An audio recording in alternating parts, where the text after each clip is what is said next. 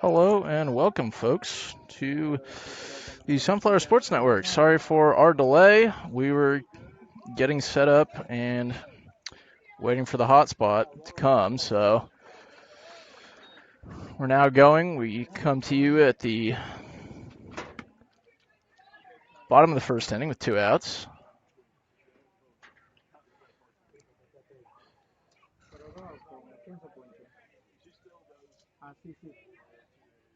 As Grayson Walden is the starting pitcher for the Blues. Once again, we apologize for the delay. Really, not a whole lot happened in the first inning, or in the top of the first. 5 batters, couple hits. As that one's high for ball 3.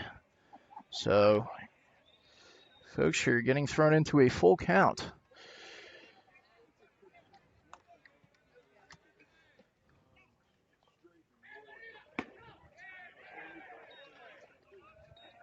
That's ball 4.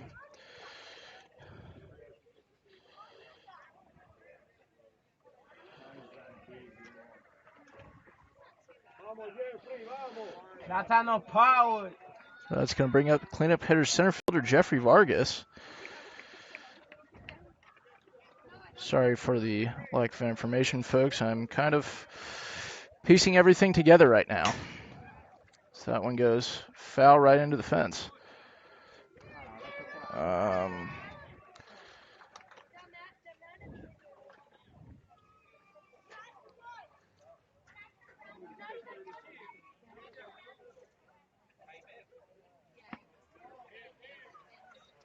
That one's inside for ball 1.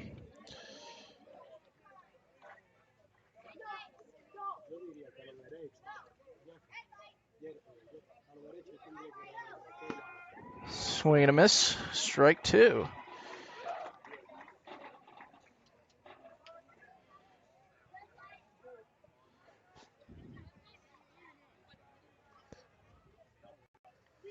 As Walden delivers, foul ball. Count remains at 1-2.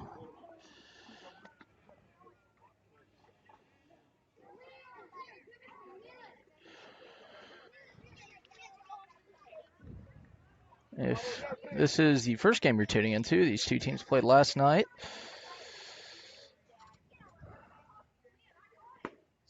Strike 3, and that'll end the inning.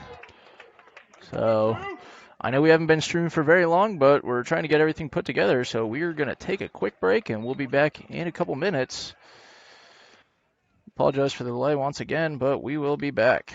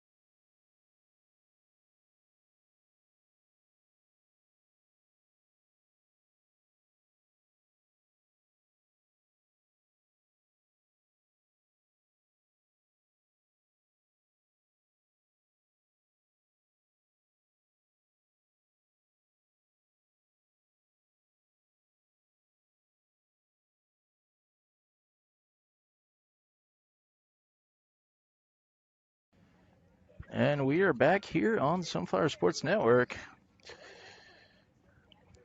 It's currently the top of the second inning, and Christian Kotwitz is going to lead it off for the Blues. Kotwitz has appeared in every game this season.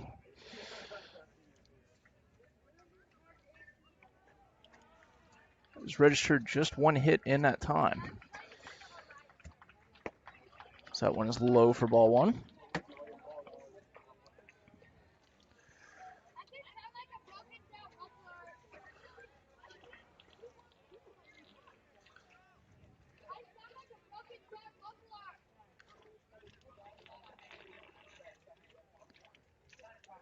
Second pitch. A little high, but called strike two. Or, excuse me, called strike one.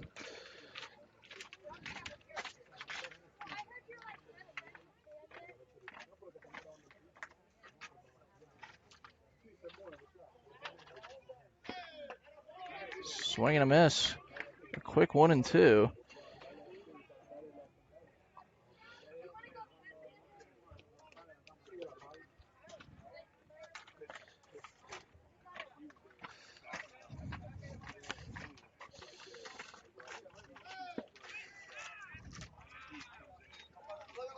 Oh, for ball two.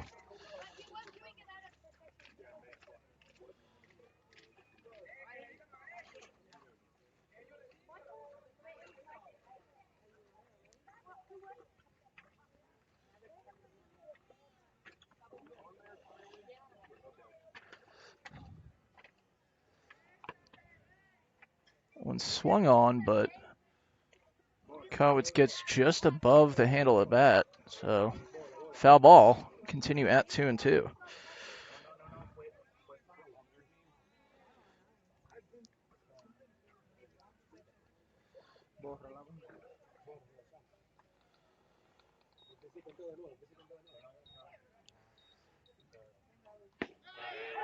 Beautiful pitch, and that catches Kotwitz for another strikeout and the first out of the inning. So that's going to bring up Vincent Esposito. Played in last night's game. I believe he's gotten a bat in each of the 3 games for the Blues, but has not gotten a hit just yet. However, he has walked 4 times, so despite a 0 batting average, his OBP is not bad. That one's outside for ball one.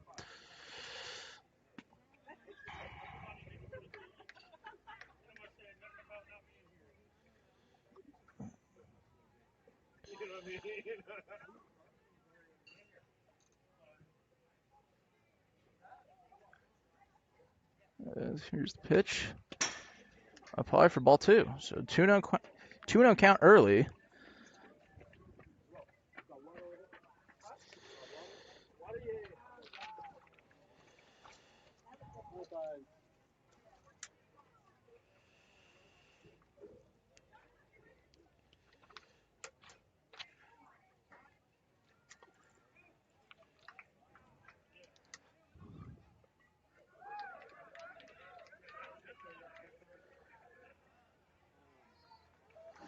Apologies, folks, for the silence. I'm working through. Low for ball three. Working through our game changer currently. And making sure that everything is up to date. Because as of right now, it is not. But a 3-0 count. Esposito swings there. Strike one. Pitching for the Farmers is Christian Velaz. And unfortunately, I don't have my notes for the Farmers right in front of me, so I can't remember if he has played this year or not. I believe he has. Swing and plate appearance that started 3-0 is now 3-2.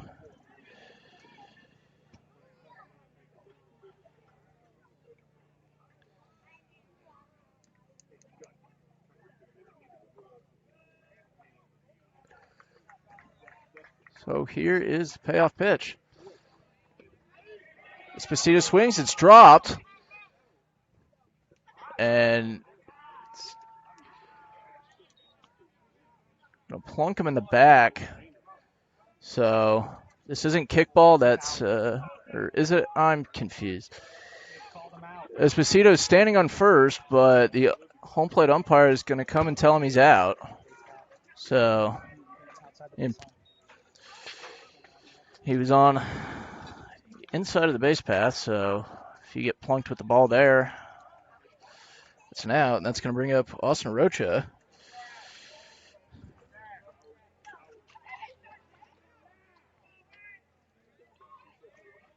Apologies, folks. That's one of those kind of rules that if you forget them, not like if you forget them, but I know what I'm trying to say, I just can't say it.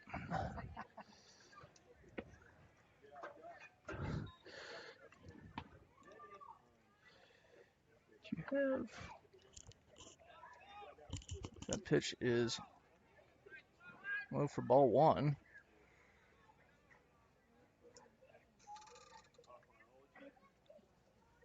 Here's Velez with another pitch. A little high. Ball two.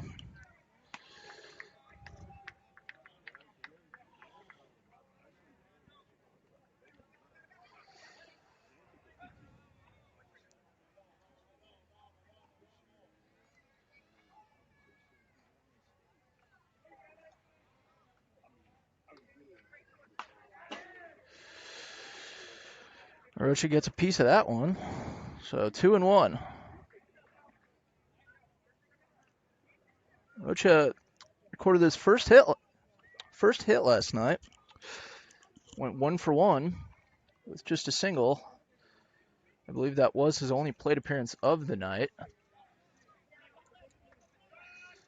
Played a little bit of right field in last night's game. Last night's game was very action-packed to start. 6 runs coming into the bottom of the first, and then really nothing doing. But the Blues won that one 6-1.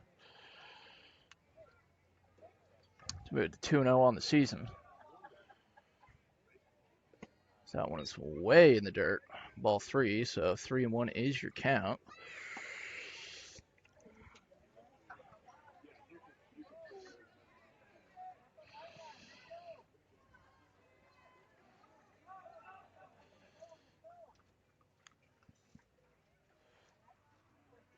There's 2 outs here, and since we forgot to go through the starting lineup, we're going to try and kind of do it as we go. Ball 4. Rocha gets his base, so that's going to bring up Bryce Clark.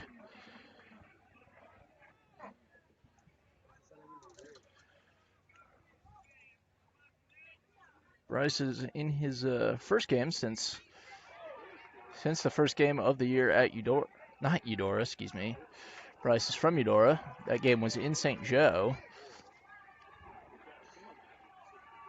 But Bryce struck out in his 2 at-bats in St. Joe, and this is his second appearance on the season, so 3rd potential at-bat. First pitch was outside for ball 1.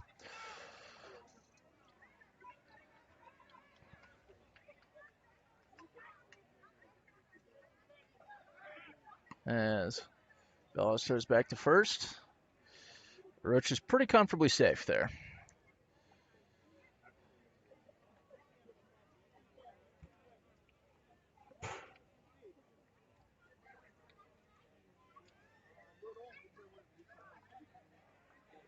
Roach is kind of playing along, but here's the pitch, and that's ball 2 for 2-0.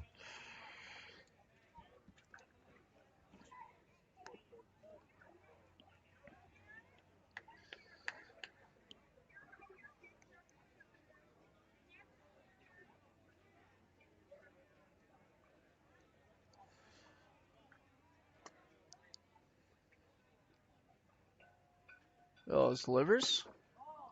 Inside, 3-0. So 3-0, very much a hitter's count.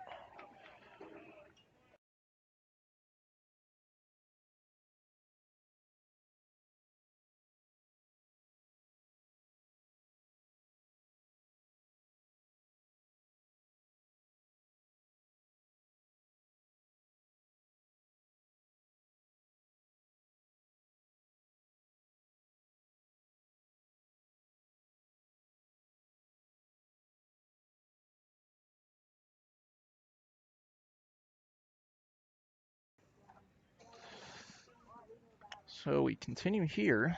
Count is 3-0. 3-0 pitch, way in the dirt. And that's ball 4. So 2 aboard with 2 outs. Brings up the leadoff man, Steven Azaro. Azaro flew out to right field in his first at bat of the inning. Or not of the inning, of the game. That was the first at bat of the game, period.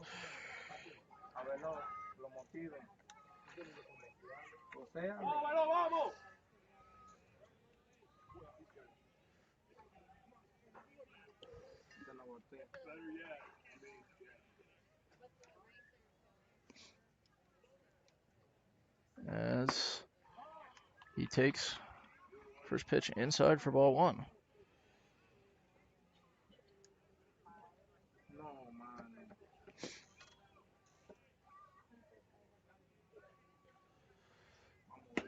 So strike 1 evens up the count at 1-1.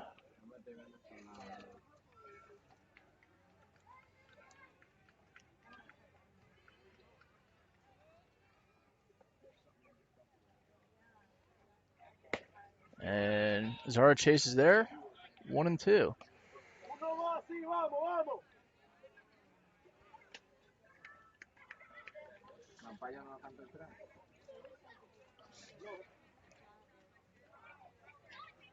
So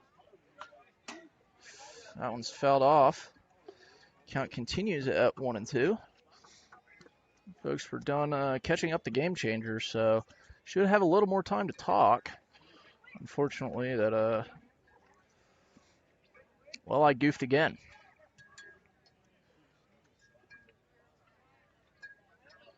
Rocha with a considerable lead at second, and it doesn't matter. Swing and a miss on an outside pitch. So no runs, no hits, no errors. 2 left on base. We go to the bottom of the second, still scoreless. This is Sunflower Sports Network. Don't go anywhere.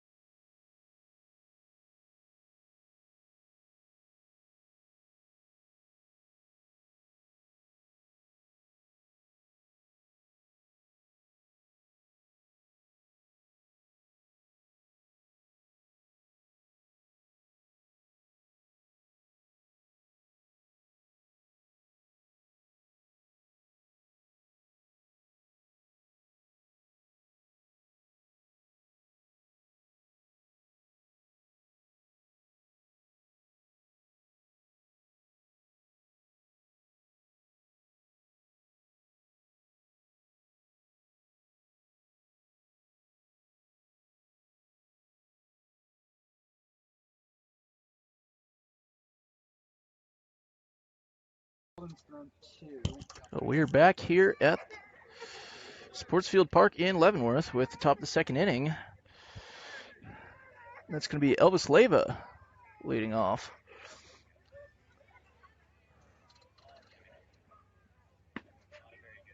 As we didn't really get a chance to introduce our pitcher for the Blues, it is Grayson Walden. Walden started in there for strike 2, so 2 called strikes. Great start for him. But Walden started last Wednesday's game against St. Joe, played just the 1 inning, as he gets Leyva on a 3-pitch strikeout. Good way to start the second inning, and that's going to bring up. I want to take a picture of that. That's their lineup.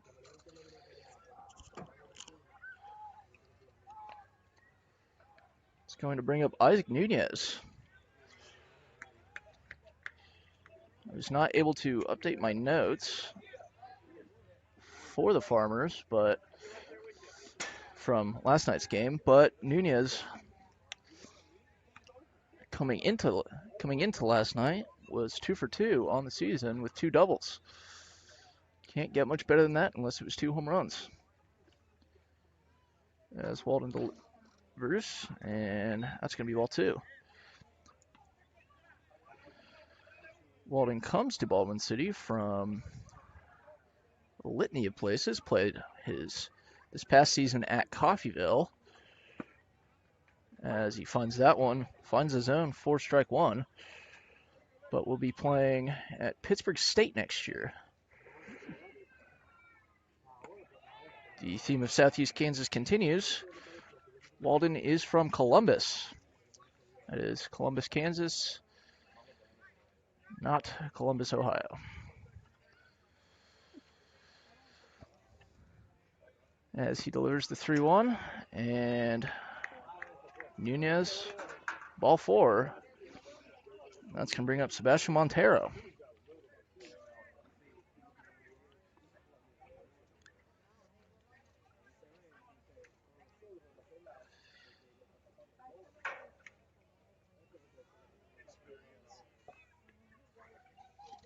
First pitch for Walden, in there for strike 1.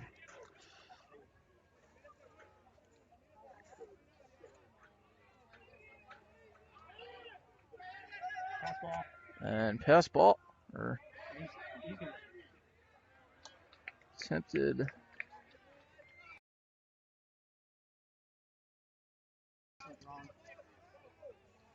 So a back pick there.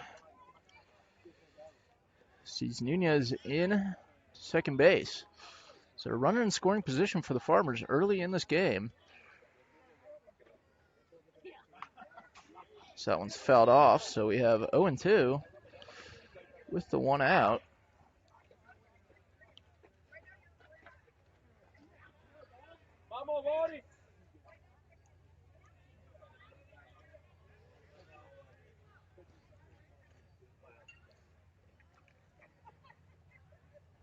As Walden delivers. Called strike 3. That's his second strikeout of the inning. Great pitch from Walden. Clinical for the righty thus far. 4 strikeouts. Thank you to Mid-Plains League radio guy Drew Olson, who's sitting next to me. Hi. He says hi, and he will be back with more games in the coming weeks. As that pitch low for ball 1. This is your Almayora. Did not play in last night's game. As Walden just outside for ball 2.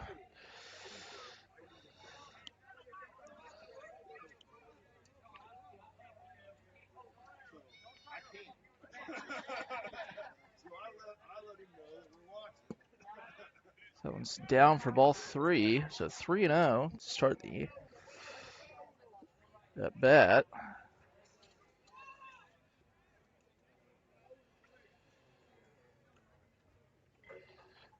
It's the 3-0 pitch. Called strike 1.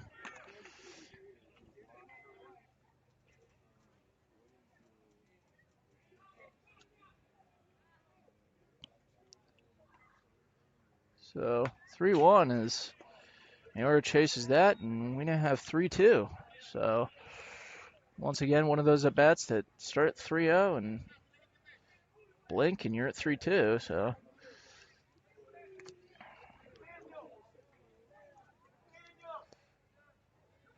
that one's up high. Mayora gets his base, so 2 aboard with 2 outs. This brings up Robin Detell.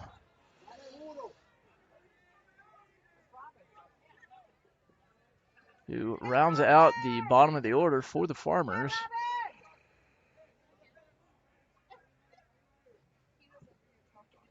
Walden, first pitch is in there for a called strike.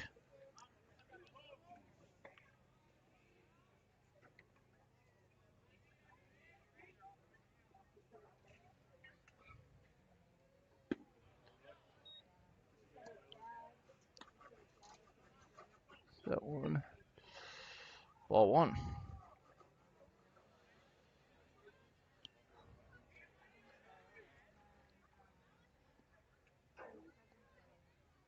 Walden delivers, and that one is hit up to second base. Kotwitz gets it, cleans up for the out. So no runs, no hits, no errors, 2 left on base. If it sounds familiar, it's because it is. It happened in an inning before. We're going to go to the top of the third, still scoreless. We're going to take a break and be back in about 3 minutes. Don't go anywhere.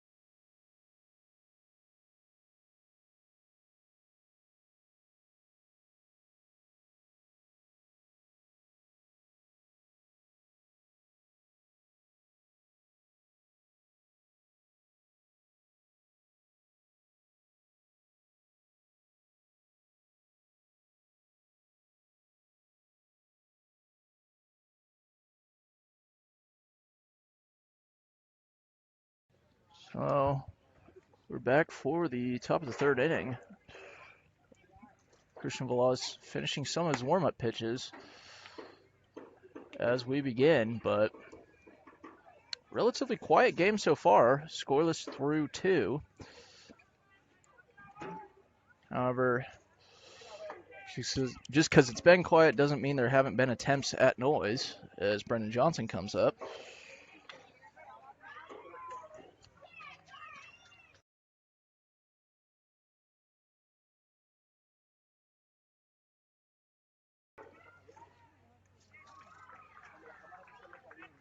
Johnson in his first at bat singled, and he's really had a good year so far. Went at the bat as he sends that one into left field. No problem for Santana as he corrals that one.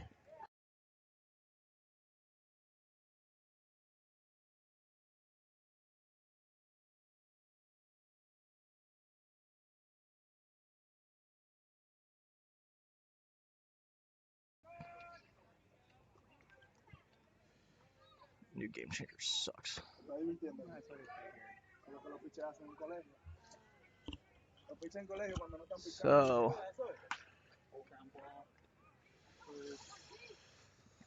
So getting Grebe in his first pitch, not much time to talk about that. Sent it to second, an easy 4-3 ground out. So, or 3-1, excuse me.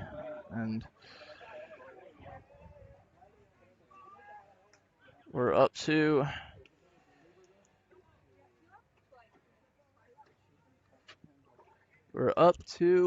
Kuiper Kendall already.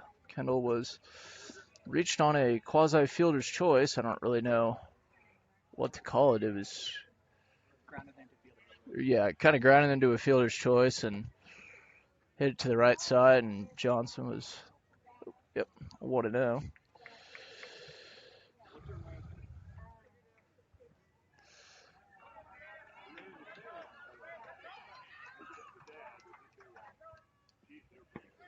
As that one's low for 2-0. But Kuiper Kendall's really been one of the better so far for the Blues. Currently batting .556 through 3 games, including a 3-run home run.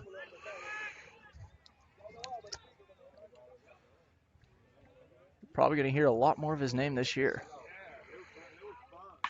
as he lines that one straight to the right fielder Nunez, and that is a 1-2-3 inning, pretty short. So the Blues go down in order, and that's going to bring up the bottom of the third. Played at a decent pace so far, about two and a half innings through 50 minutes, but it might speed up, it might slow down, we'll see.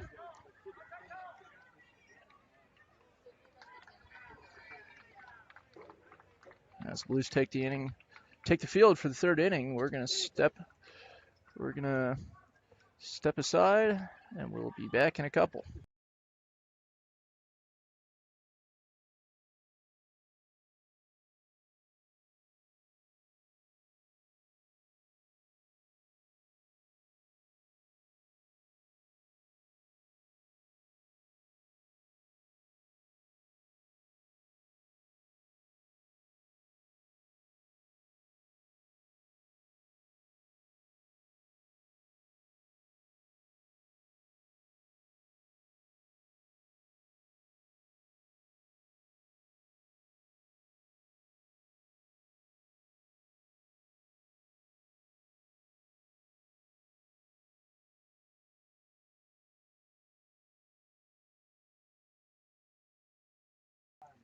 So we start the bottom of the third inning, and leading off for the Farmers is Kevin Rodriguez, who was hit by a pitch in his first trip to the plate.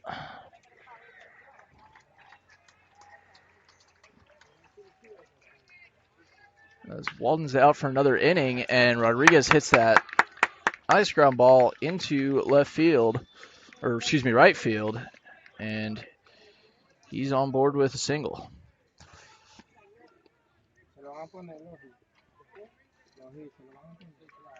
So brings up Massimiliano Hernandez, who led off in last night's game.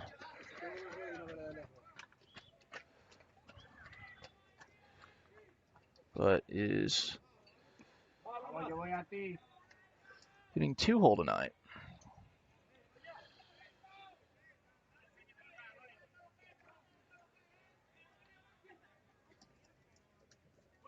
As Hernandez shows bunt, and Walden ran from first to try to catch it. Couldn't, but it went foul, so it's a very, very valiant effort. He's going to get the Sunflower Sports Network Hustle Award, if that was a thing. He'll be our first recipient.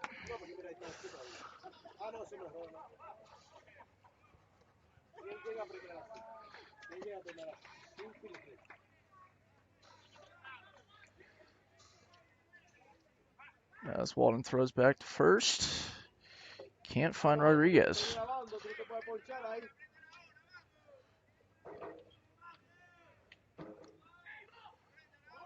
As shows bunt again, Rodriguez goes to second and ducks the high tag. So stolen base for him, but 0-2 is the count.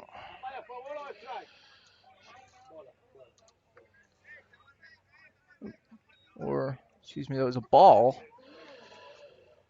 So it is, thought it was a strike. And maybe we're just both wrong, but I heard someone say ball, and that's what our scoreboard says. Either way, that is a ball. So 2-1 is our presumed count. Yes, 2-1 is a count confirmed by our home plate umpire. As Walden deals inside. Count is now 3-1.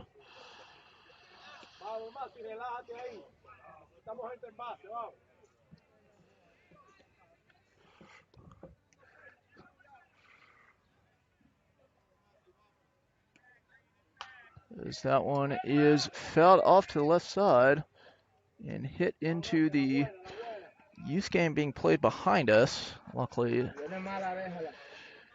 nobody was hurt there. So full count with no outs.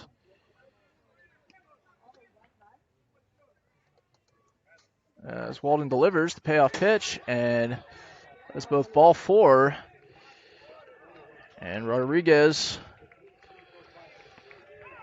advances to third. So runners at the corners, no outs. And Kepper Kendall is going to take a minute to talk to his pitcher, and so is manager Tanner Kilmer. We're going to have a mound visit, and with that means we're going to take another break. Well, I'm not going to give an estimate in time, but we'll be back when it's done.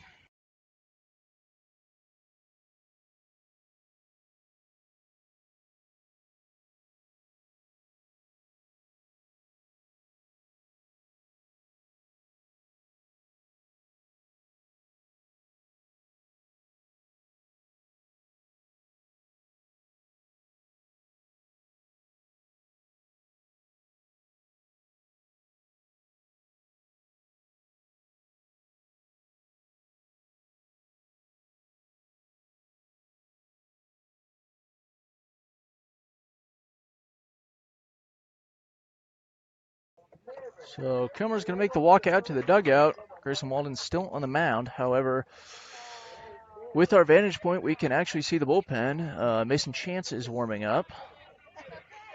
So he'll be the next guy in, presumably, whenever that might be. As he's out. That's a double play. Double play.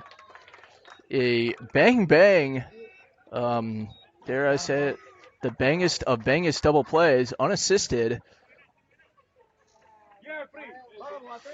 For Austin, or excuse me, not Austin Rocha. That'd be Steven Azaro.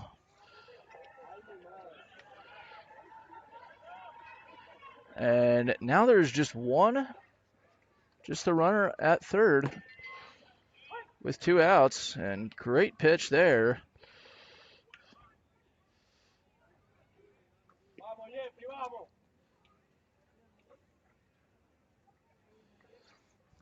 From Walden. As Vargas chases there. Quick 0-2.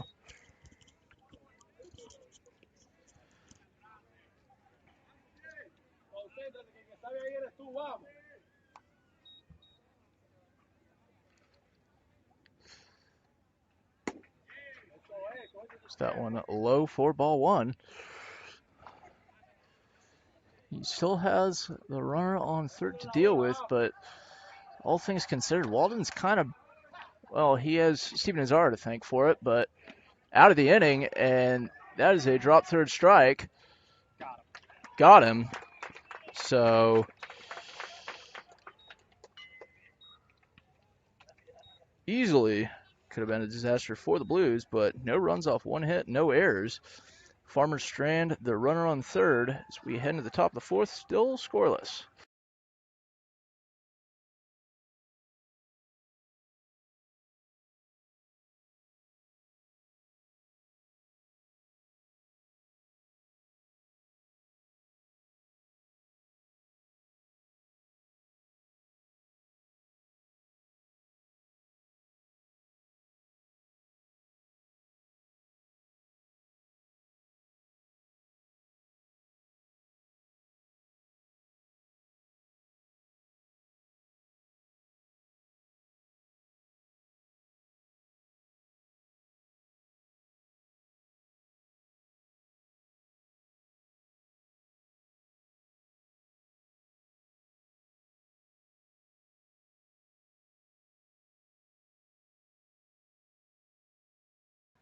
So Christian Balaz is out for another inning of work here in Leavenworth.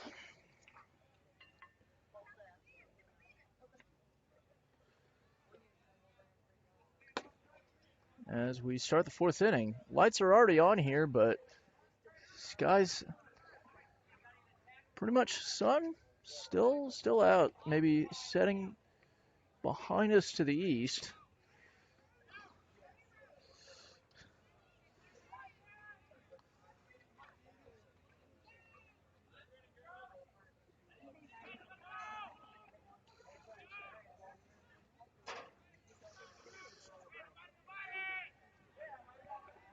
As leading off for the Blues is Harrison Jewell.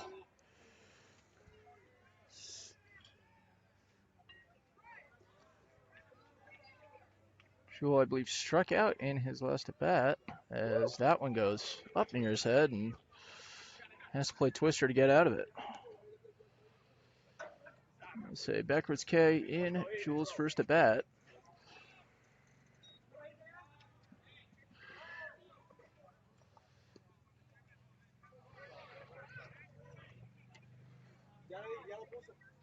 As time is called, figure this would be a good time to update you guys on the other happenings around the league once we get them. The Junction City Brigade are up to a early 5-0 lead in the bottom of the third against the Bravos.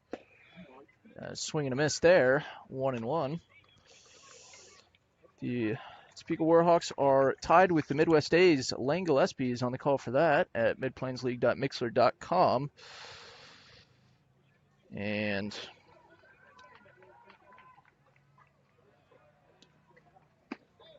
that one's inside for ball two.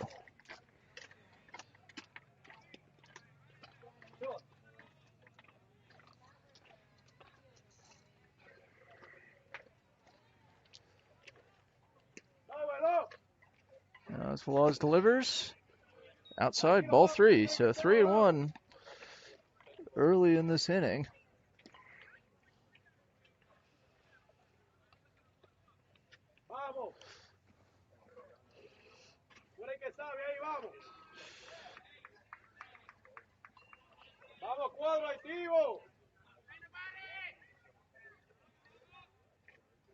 As that one is up and in near where the first pitch was, and that's a 5-pitch walk for Harrison Jewell. Gets what we call the easy route to first base.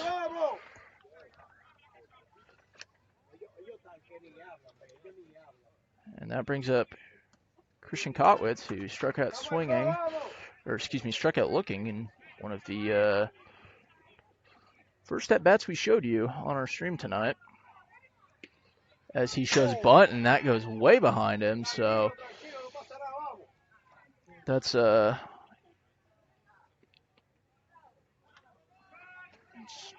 quite the wild pitch.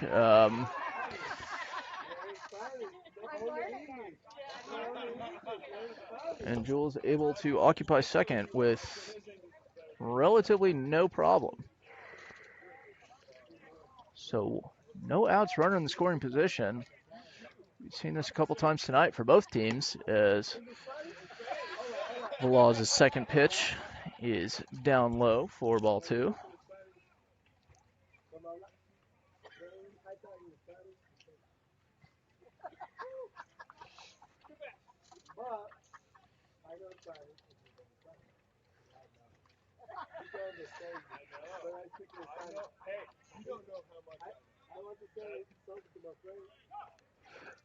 As Kotwitz swings on that, and that one's foul on one of the other fields behind us. We're playing at a 4-field complex.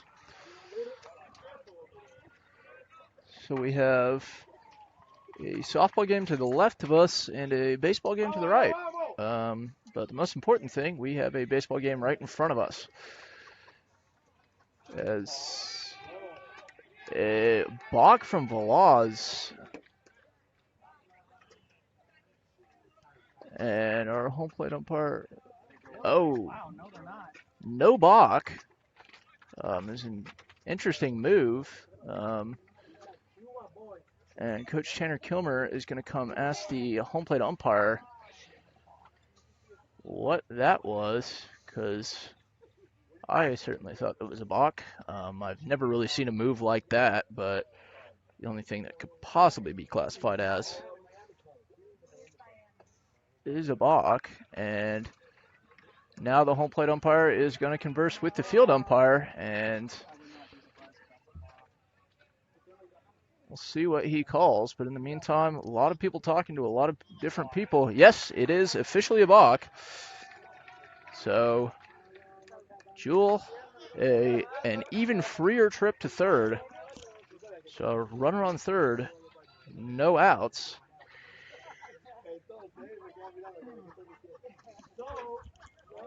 And we're going to take just a short break.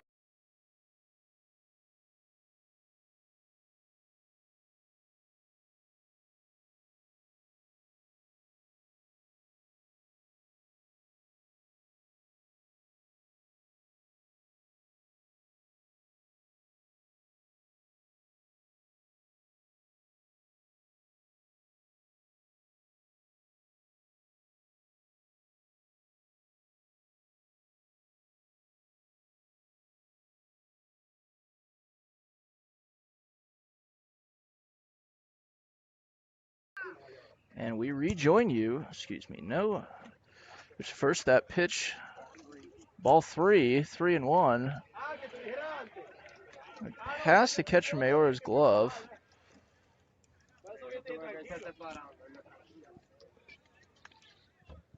But Jewel remained at third base.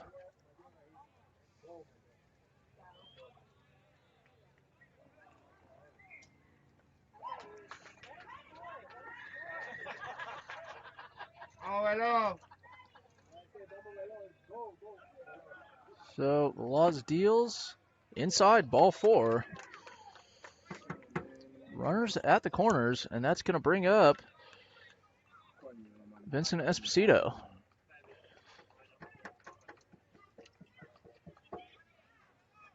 I'm going to let you take a guess as to where Vincent Esposito plays his college ball, and if you said Baker, well, you're a winner. You can say Baker, and you'd generally you'd be batted about 330 with that one. Someone's catches zone 4, strike 1. So 0-1. But Esposito, a Baker Wildcat, but before that comes from Rock Island, Illinois. He hits that one safe. So infield single for Esposito and an RBI. He hit it to pitcher Christian Velaz, who threw and tried to tag out Jewel, but tag was high. Now Udelvi Garcia out to have a talk with the home plate umpire about that one.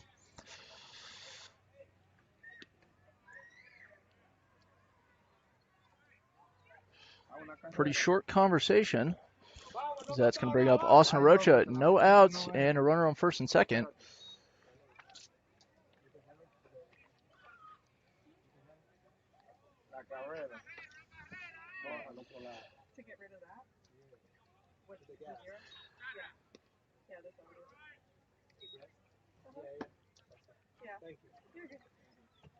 As that one, ball 1. Rocha's first trip to the plate ended in a walk. And like everybody before Harrison Jewell in this game, he did not reach base. So, low for 2-0.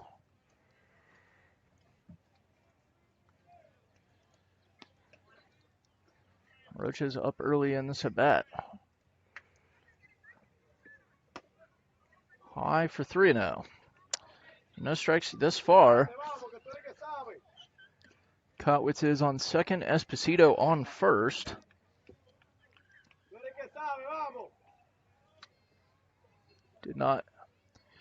We're not able to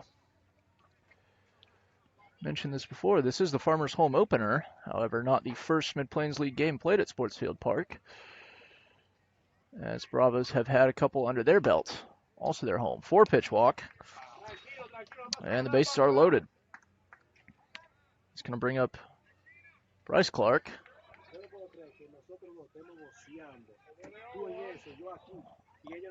Another Baker Wildcat. And Delby Garcia making a mound visit.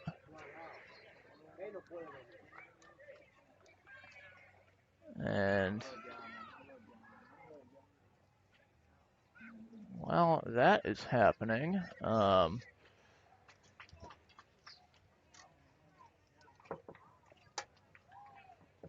We can try to do another update around the league.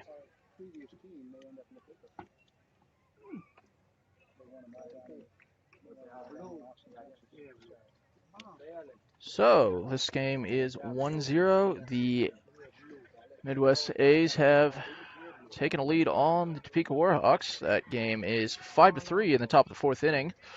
Lane Gillespie once again on the call for that at midplainsleague.mixler.com. And the Junction City Brigade have a 6-0 lead in the top of the fourth inning. But back to this one, where the Blues lead 1-0 in the top of the fourth. Bases loaded, no outs.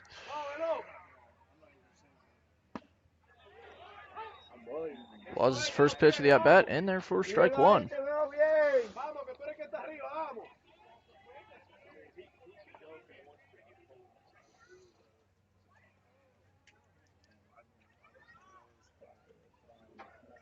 So Vlaz deals low for ball one. So 1-1. Bryce Clark comes to us, as I said before, from Baker University. Before that, Eudora High School. Did not see any varsity action in his first year as a Wildcat, but after a season with the Blues, that just might change. As he takes strike two, called strike two.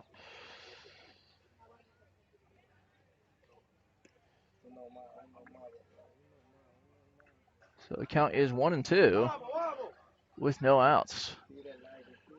Steven Azaro on deck for the Blues as Clark swings and misses. Velaz sits him down and gets first out of the inning.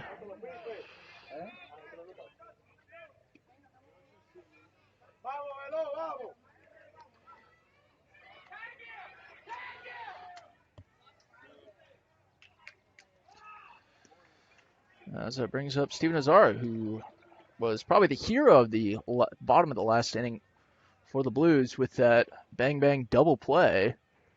As he lines that one into shallow right field. Kotwitz is going to score, and he's the only one. However, Austin Roche in that time tagged out at second. So 2 outs, but 2 runs.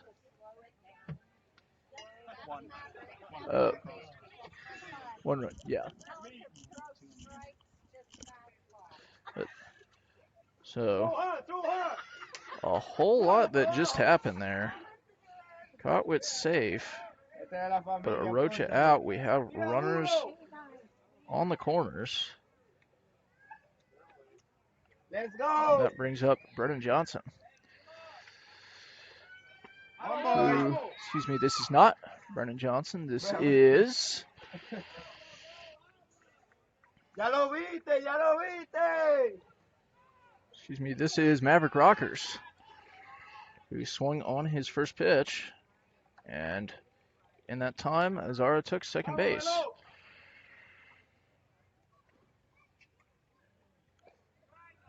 So Velaz swings.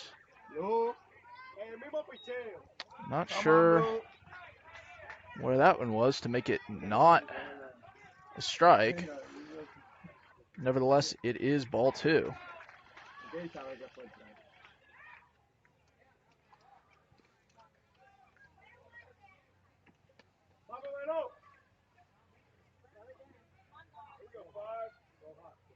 Laws deals. Great pitch. Called strike 2. So 1-2. Esposito on third. Azaro on second. Rockers at the plate and Grebe on deck.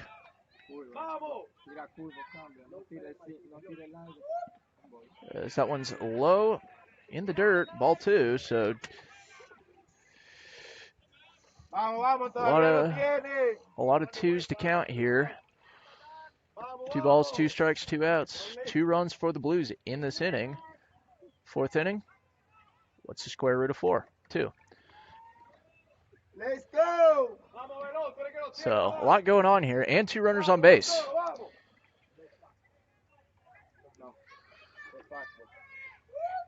As Rockers cuts that one foul to field to our right.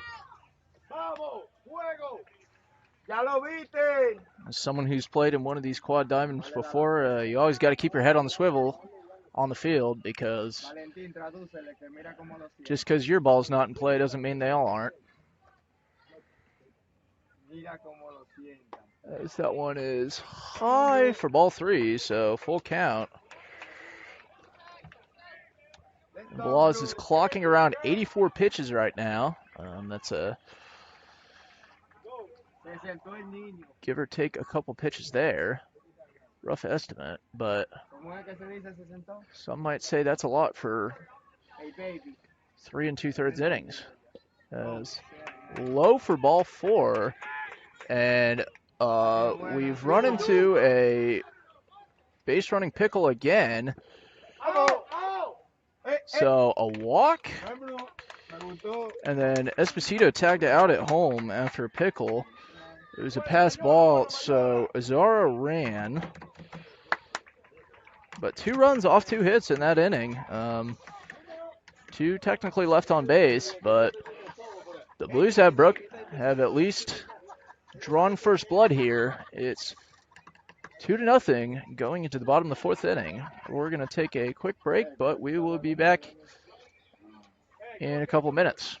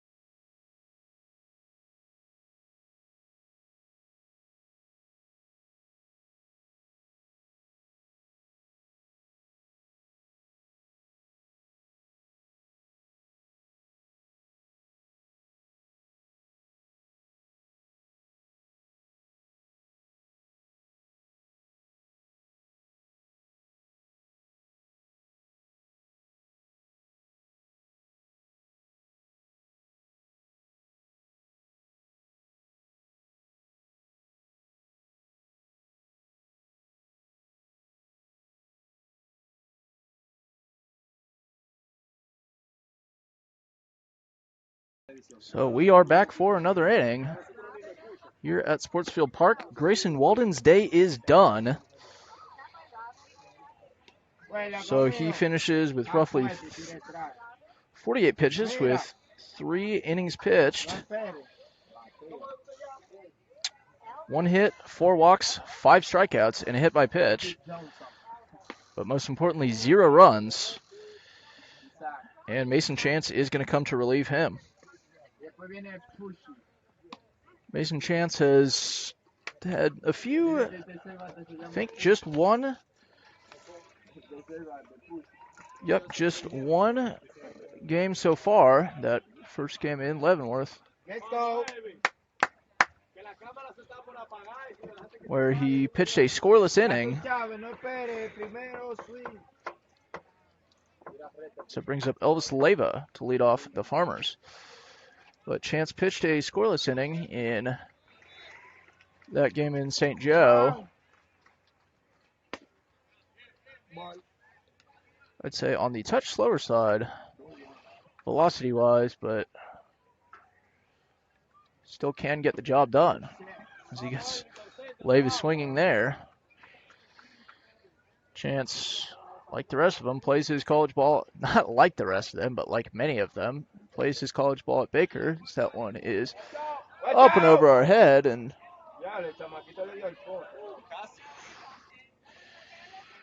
nearly hit someone there, but nearly only counts in horseshoes and hand grenades, as just away for ball 2. So 2 and 2's the count, but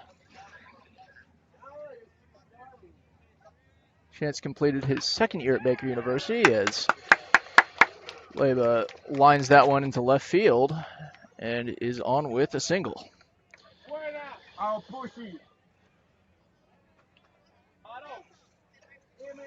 So that brings up Isaac Nunez.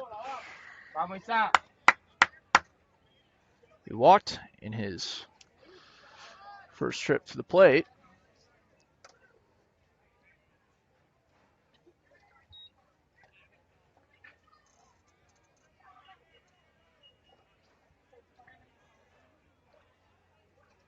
As that one is just inside.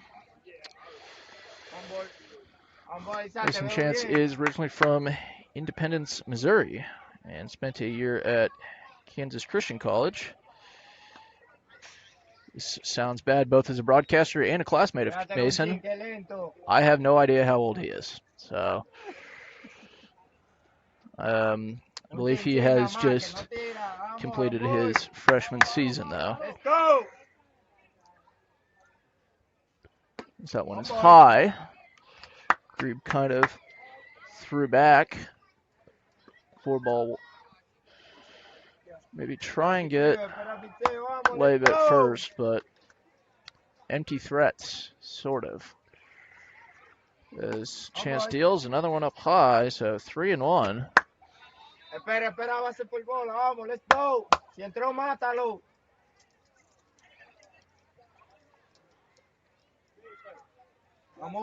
And that one is going to be dispatched.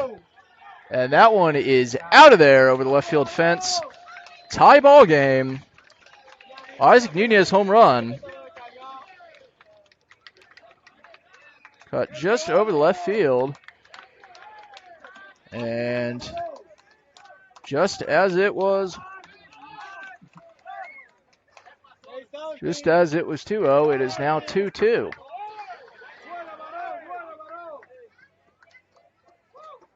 Empató el juego con esta. Let's go, puñeti. Quiero otro tuyo. Oh, let's go.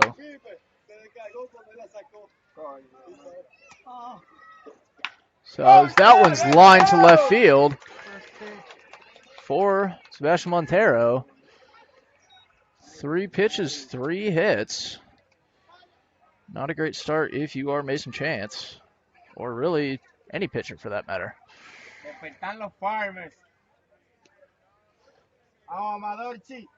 However, looking in the bullpen is Harrison Loudon, who, if he comes in, this will be his first appearance of the season. So, Ural Mayora is for the Farmers. Set pitch low for ball 1.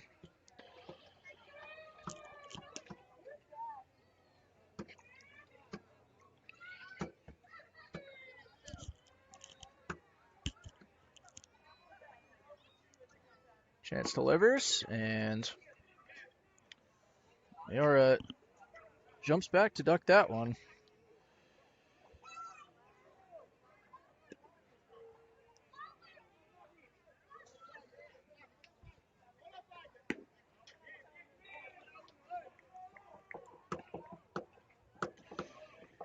So, a quick 3-0 count. Vamos, let's go. One more pitch for a 4-pitch walk.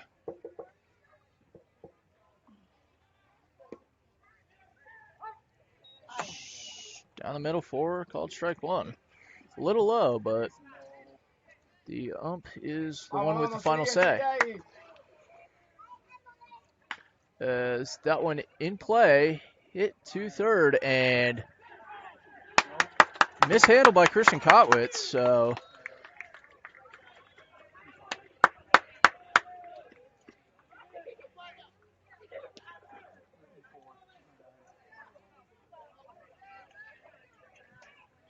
that was not even Joel. That is Bryce Clark at first. I have my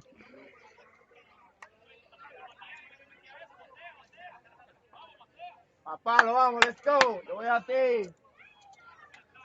Despertar los cables, los farmers. so what was once 2-0. The Farmers can make up that lead and then some. That one's strike one.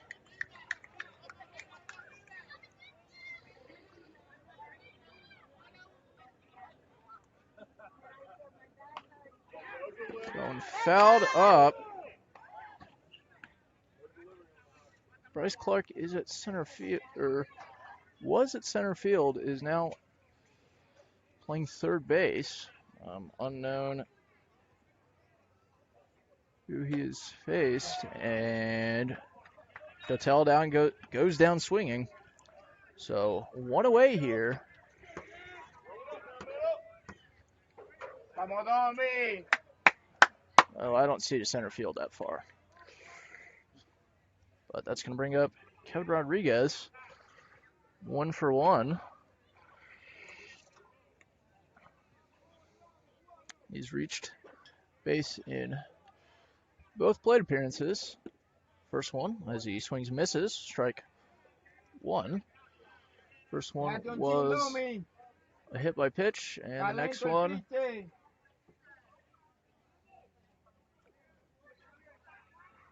that one is nasty breaking ball. Started up high and settled in there nicely. Called strike two, so 0-2.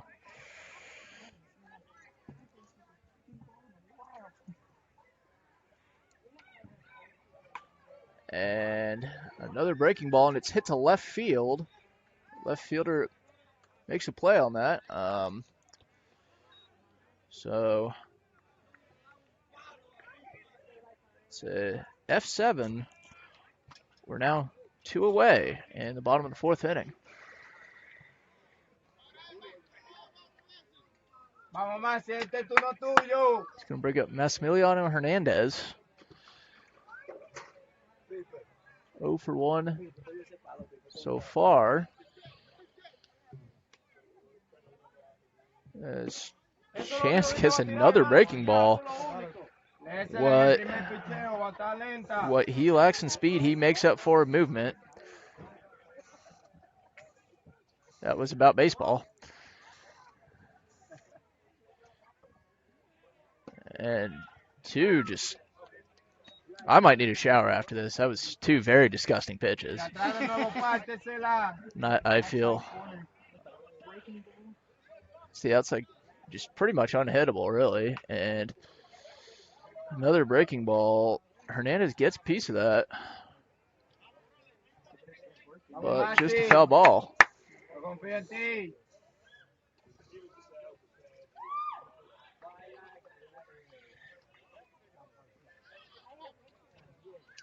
But 0-2 with 2 outs.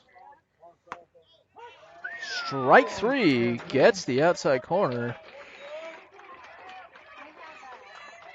So Mason Chance gets 3 consecutive outs, but not before a home run by Isaac Nunez, which will equalize the game at 2. It's going to be 2-2 going to the top of the 5th inning.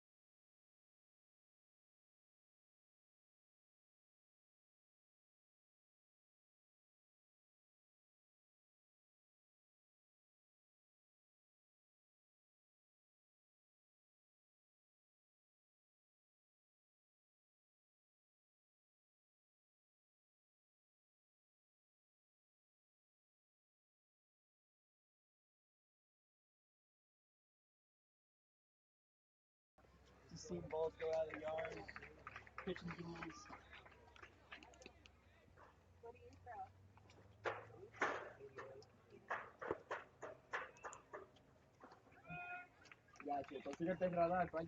So we are back here for the top of the fifth inning. Not only are we back, Christian Velaz is back. He's looking around 85 pitches so far. As Gannon Grebe is going to lead off.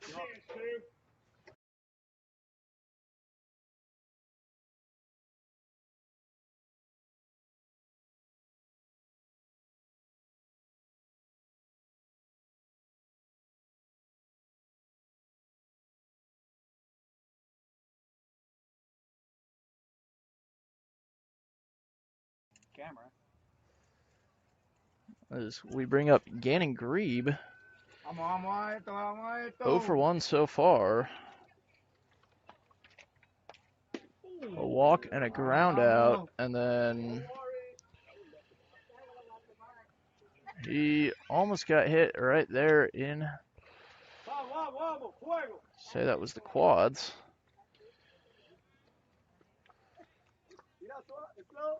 Laws delivers. Grebe hits that one. Too short. Got him. So a quick 1 out walk. That was Rodriguez to Montero. Brings up Kuiper Kendall. 0 for 2 on the day.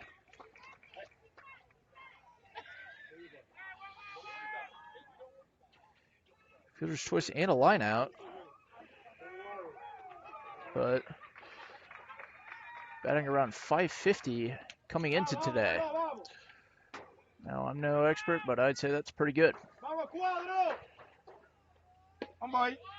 He takes first pitch, but strike one.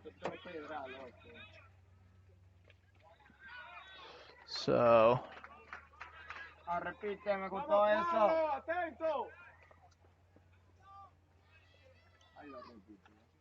we'll continue as Kendall calls time, but it's not granted. Swings and misses.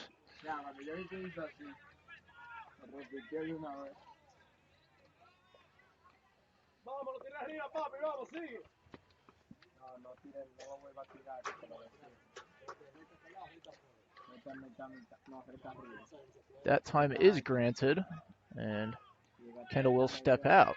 Ya lo viste, está nervioso.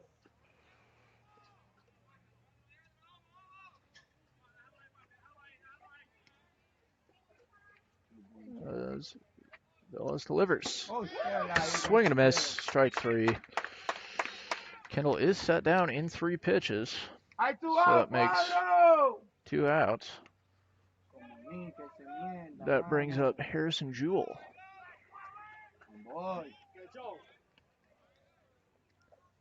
And should Jewell reach base, Christian Kotwitz up next.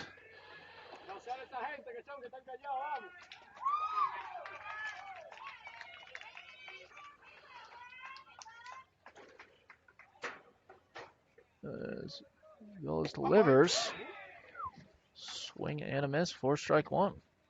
So 0-1, that's, I think, 4 consecutive strikes. And Velaz delivers again, outside, 1-1.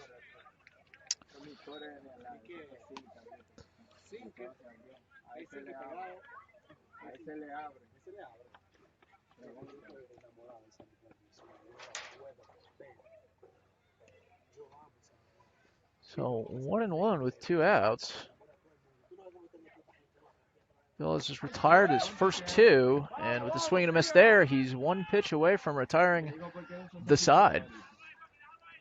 It would be ground out, strikeout, or ground out, strikeout to be determined, but I guess that's why we play the games.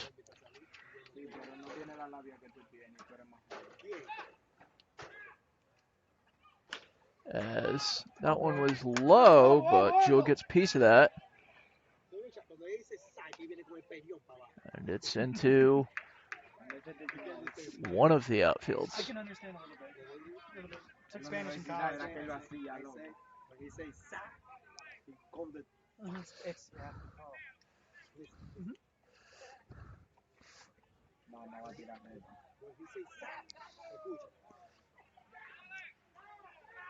And just inside, Jewel jumps out of the way. It's 2-2.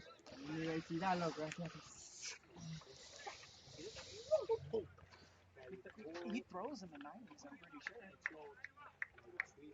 Yeah. Always picked up his speed. So 96. 96. Jewel calls time. And there's 2-2. Bella's had a full day so far. 95 pitches on 4 2/3 innings pitched. Pitch 96 coming momentarily.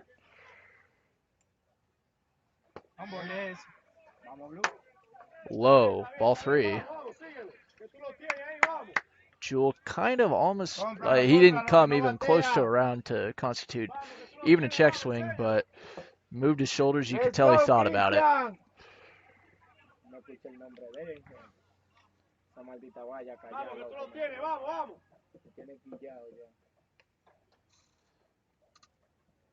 Pitch from Villas. Fouled again into the fence over first base. Coño, todo el mundo callado y juego pegado. Eso es un cementerio ahí. Vamos, vamos. José, así mismo. Coño, mano.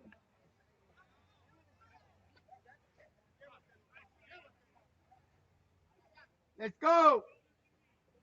As that pitch, another foul ball. That one on the ground rather than in the air. Ya lo viste, no bate a rompiente. So, other games to update you on. The Warhawks and the A's are also tied. That one is at 5-5 in the bottom of the 5th in Belton. Lane Gillespie on the call for that. And the Brigade up 6-2 against the Bravos in the bottom of the 5th. But back to this game as another foul ball. I think that is I can count the 4th of the at-bat. And Jewel, if nothing has worn Velas down, this is about pitch 100. This will be pitch 100, so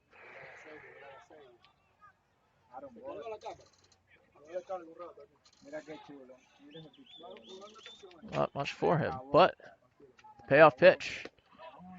Ball 4. So a roughly 10-pitch walk. Yeah.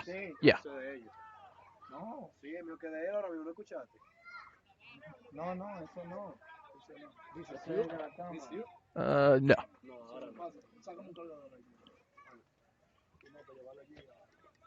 So roughly, I believe that was a 10-pitch at bat, and Jewel's the one to win the duel. And that brings up Christian Kotwitz, 0 for 1 tonight, but walked in his last plate appearance, and I believe he was one of the 2 run scorers. Christian just completed his freshman year at Asbury University. So that one's high for ball 2. Asbury, located just outside of Lexington, Kentucky, a Division III school. However, Christian Kotwitz, originally from Lenexa, an attendee of Olathe Northwest.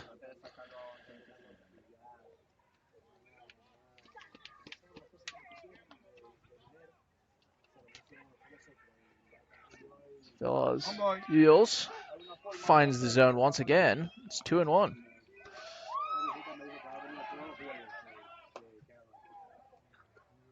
So one of the games the game to the left of us has completed, so not much worry if balls were hit on that field. Manda el zurdo que se mueva de ahí. Él no ha hecho nada. However, as Kowitz did not go, a half check swing, so you could call that maybe a quarter swing. And it's 3-1. Pearson Jewell once faced 1-2 in the previous at bat.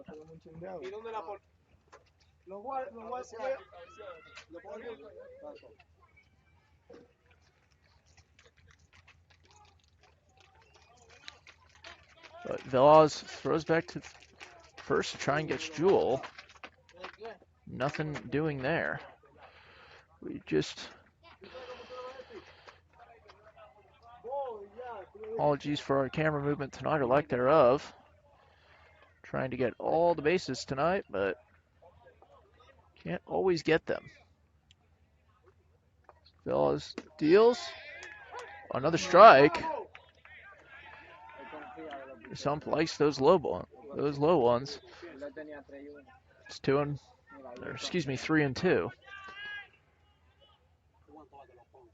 Full count, 2 outs.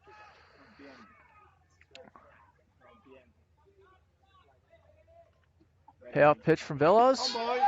Strike 3. And Kotwitz, you can tell, is not happy with that one. But despite those strikes being low, I'd say the ump was consistent. They were pretty much all three the same pitch. But 7 strikeouts for Velaz. And 105 pitches for him. But no runs, no hits, no errors there. So another scoreless half inning. We go to the bottom of the 5th, tied 2-2. But before that, we're going to take a break so I can get some water.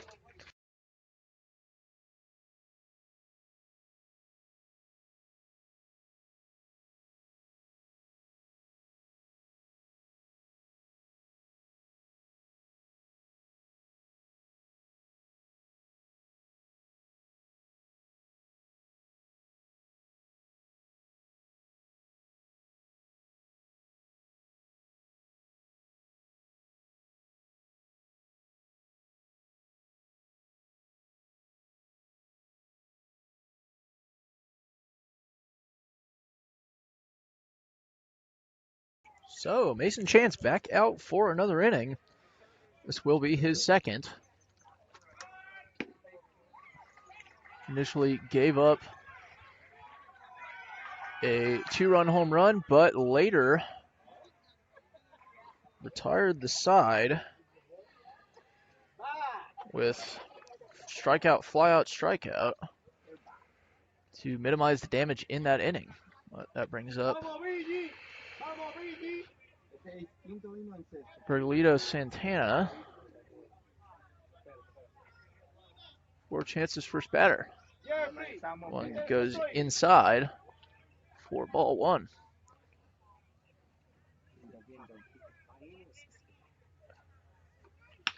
As that one is right over Chance's head into center field.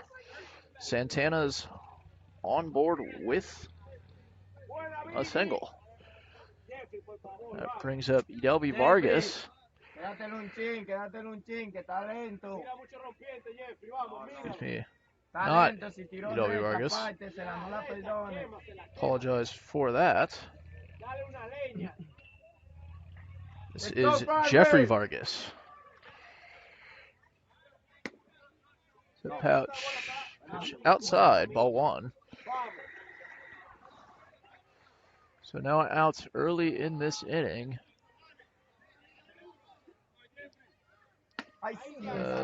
That one's in the zone for ball 1. Excuse me, strike 1. If it was in the zone, it wouldn't be a ball.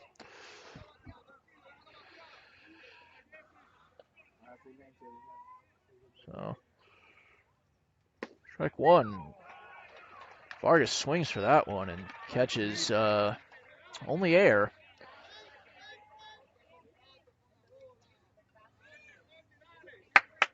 Let's go, Jeffrey! That's now a 1-2 count. Chance delivers. Popped up in the air to the infield. Kendall calls everyone off, and he's going to make the grab. So a pop out. Coach, acuérdese del agua. Corralled by Kuiper Kendall. Coach, in the water, Leaves please. us with one out here in the bottom of the fifth. As the sun's starting to set, you can't really see it on your screen, but it's turning. The clouds are turning a nice the bubblegum oranges purple as Elvis Leva hits it's an easy double after a nice line drive into center field. That was mishandled by center fielder, who are still trying to figure out who that is. Point being, para que tenga dos en un solo juego. Número 2.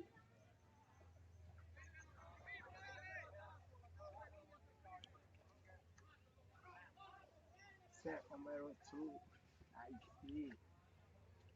I see. and that one Out. double.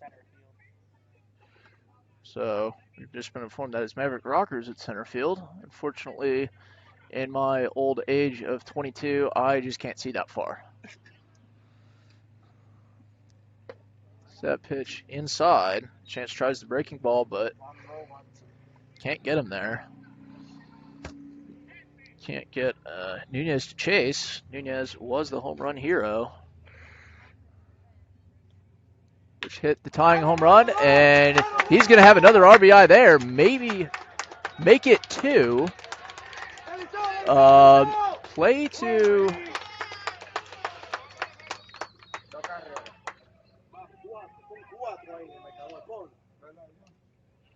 So,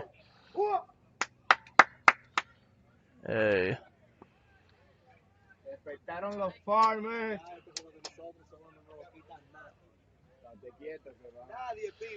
So, another 2-run RBI for Isaac Nunez leaves him with all 4 RBIs.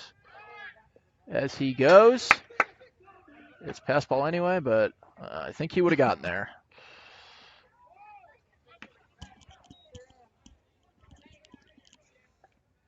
Ball 1. So 1-0, 1 out. Runner at second. Can Mason Chance pull off the heroics again to get out of this inning? He can't yet, as that one's up. Left fielder is able to corral that. That is Vincent Esposito.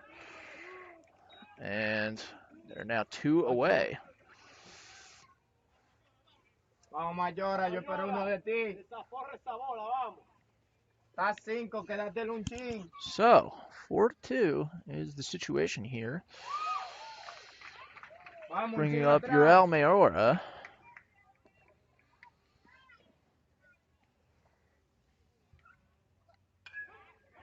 As Chance delivers here. Breaking ball just inside, maybe. 4, strike 1. So 2 outs here. 1-0, runner on second. That one once again low. Ball 2. The Farmers have currently scored 4 unanswered. All off the bat of Isaac Nunez, as Mayora hits that one foul. In the fourth inning, it was a 2-run home run, and in the fifth, a 2 RBI single.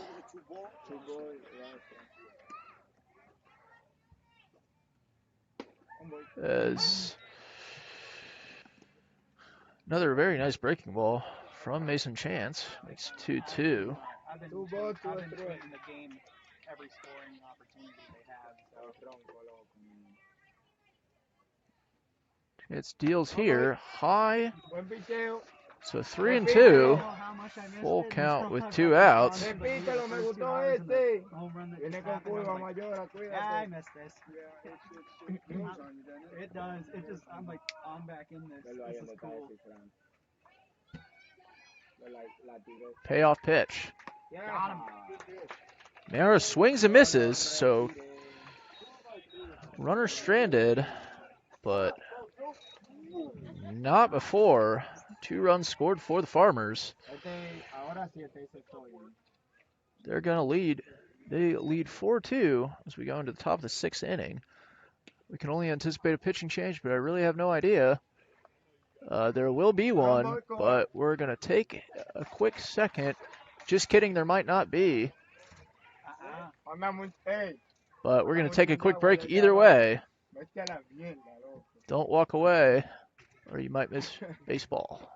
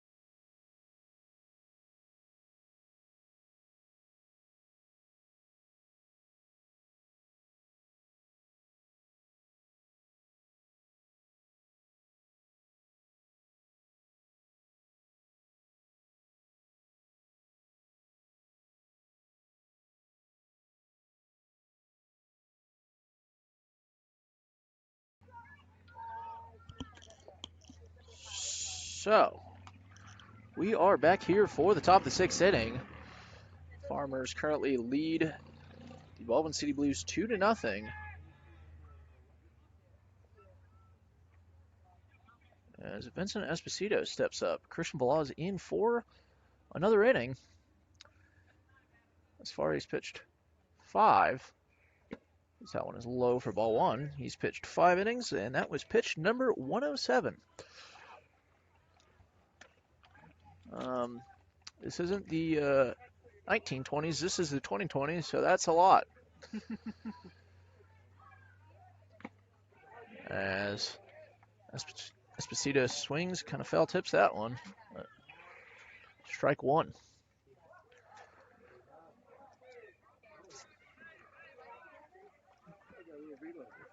Veloz has pitched over 100 already. So Esposito catches the outside corner, called strike 2. So 1-2 early in this at bat. Vamos, Cuadro, no vale! My God, it's Veloz from last year. He said he wasn't going to pitch against us. He told me he wouldn't pitch against us. So 1-2 pitch from Velaz. Swing and miss. Gets Esposito swinging. Another strikeout for Veloz. That's his 8th strikeout. He's thrown Strikeout number 8. That brings up Austin Arocha. He averages about 93, 94. Ryan's about 96. I'm like, oh my gosh, he's gotten quicker with this release. Jeez. 1 out so far. Brings up Austin Arocha, who is yet to register an at-bat today. That one's inside. Rocha walked his both plate appearances tonight. And a 9th ball against him was that last pitch.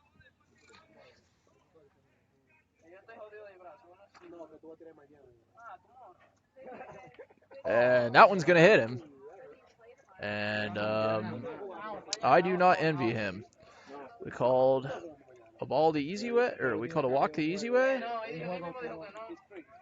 Hit by pitch is the hard way.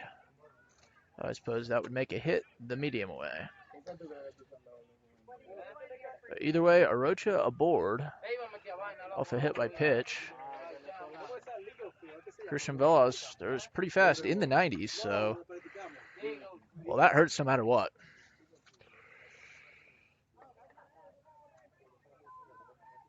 Velas delivers low for ball one. Up currently is Brandon Clark. Strikeout swinging in his last time up, but a walk in the first one.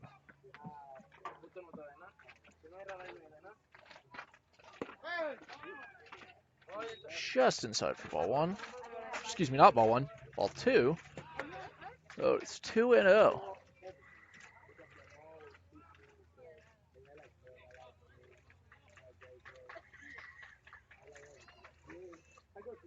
Velas deals low for ball three. So after that's pitch number 115 for him, and I'd say his arm might be just the slightest bit tired. And I look over down at the third base line. There's nobody in the Farmers bullpen. So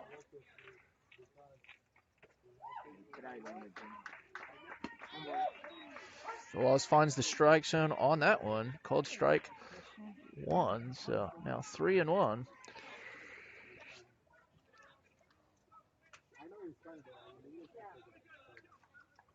So up next for the Blues as Arocha goes, but it's ball four anyway. So it's a walk. I forgot to put my base runners on, and that brings up Steven Azaro. He's pitched over like 115. He's pitched like over 115. I don't know if you're going to keep him over 115. So it's off the ball? Oh, yeah. So Velas, as Azaro swings and misses. Gotta be close. Christian Velas will surely be at about 120 pitches at the conclusion of this at bat.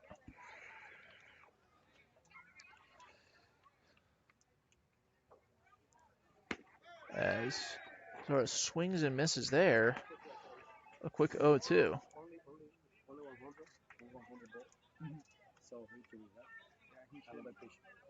He can continue. This will be pitch number 120 for Christian Velas.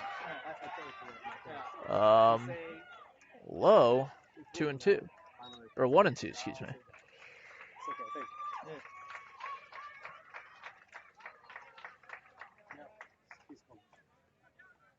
Thanks.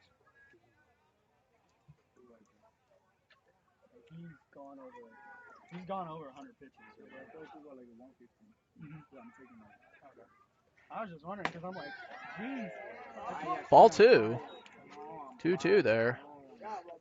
Just the slightest bit inside.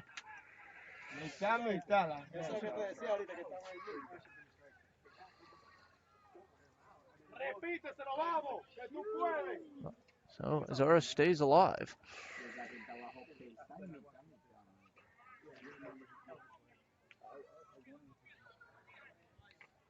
So Rocha with a considerable lead.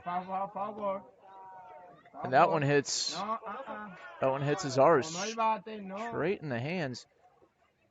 And that should be a foul ball, but Azaro walking down to first.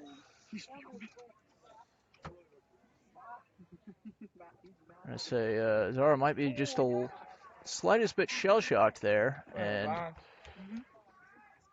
they're going to consider it well, for now, Hidalgo Garcia out to challenge this. Currently, as it stands, it is a hit by pitch, but it appeared to hit Azaro in the hands. Now hitting him in the hands, that would make it a foul ball. Ampaya, asomó el bate claro, ampaya. And they're going to go ahead and call it a hit by pitch. Either way, foul ball or hit by pitch, I'd say Azar is probably in a lot of not a lot of hands, a lot of pain there. So bases loaded with one out, bringing up Maverick Rockers. And that one, another pitch inside. Veloz even at 123 pitches.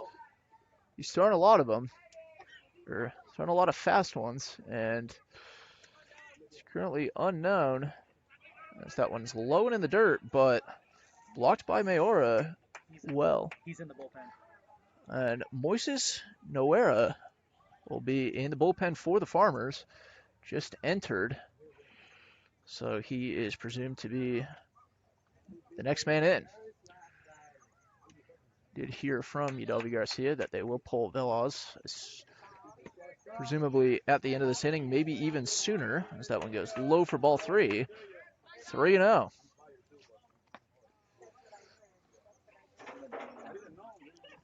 So just one out, bases loaded, a ball would bring a run home, and that's just exactly what the Blues need.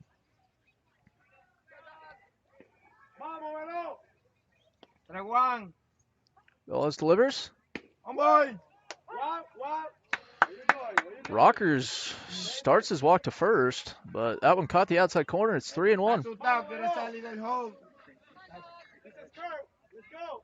Great pitch on the outside, and this at-bat continues.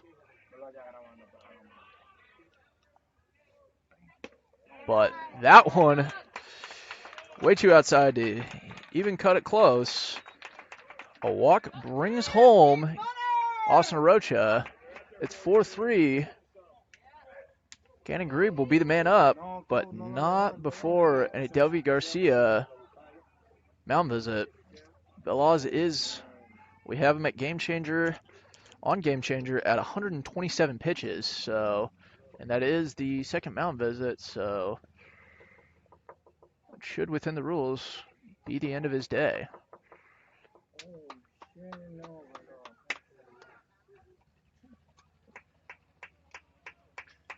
And it is. Veloz unhappy about that, but shouldn't hang his head. Pitched very well, but at 127 pitches, if nothing but his safety, should be the end of his day.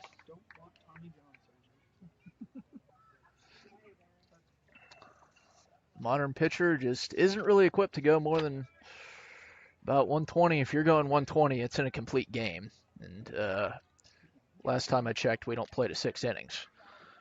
But that's going to bring in Moises Noera, who has pitched 1 inning thus far. That was in the Junction City Brigade game, their season opener. Gave up 7 runs, but only 3 of them earned. However, he's got an ERA of, 21. On top of that, he walked 4 batters in that single inning and struck out 1.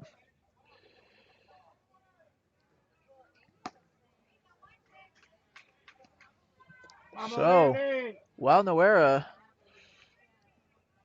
warms up,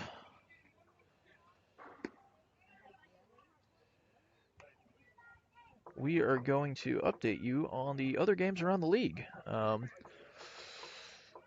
So, the Topeka Warhawks and Midwest A's game is still knotted at 5 in the bottom of the 7th inning. Once again, Lane Gillespie with that one on the midplainsleague.mixler.com. Junction City Brigade up 8-2 against the Bravos, bottom of the 6th inning. Man on and 2 outs. Cade Perkins made his return to the Mid-Plains League tonight, starting. I'm unsure if he's still in.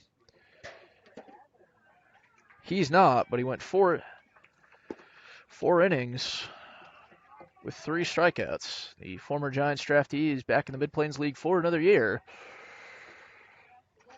And, folks, well, he's pretty good, so. And then, once again, the Topeka Jacks are playing at the Monarchs tonight, and you not have a score there, but this game is 4-3 with 1 out. Moises Noera, the new pitcher, and it's Cannon Grebe, the, well, not new batter.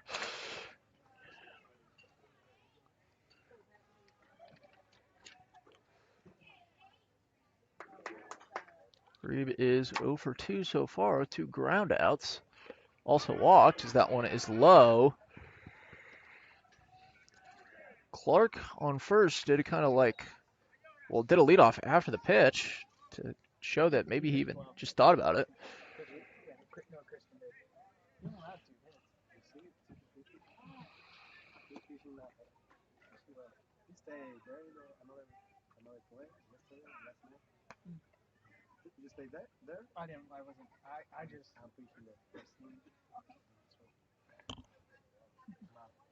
So, the base is loaded. I believe all of these base runners are inherited by Christian Velas. 6, 7. Inning 6.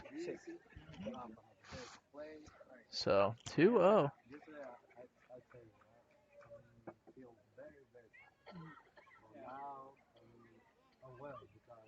As that one low for ball 3, so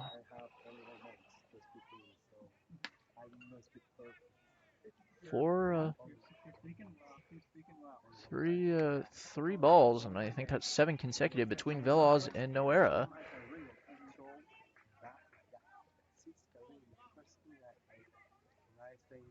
And Noera delivers.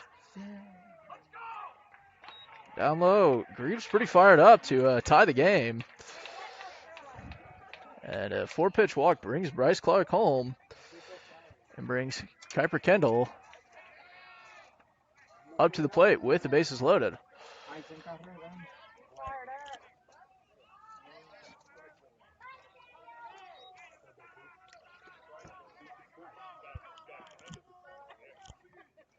So we're once again tied at 4-4. Last 2 at-bats have been a walk. His base is loaded, and Mayora is just going to have a small conversation about Noera. I'm not sure what, but presumably baseball.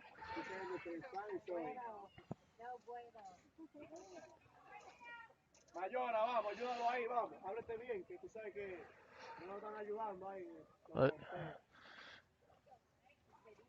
we're back to it. Kuiper Kendall, 0 for 3 tonight.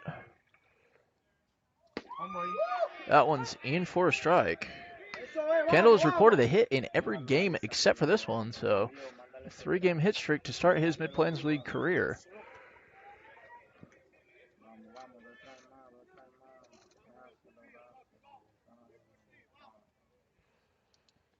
Kendall inside for ball 1.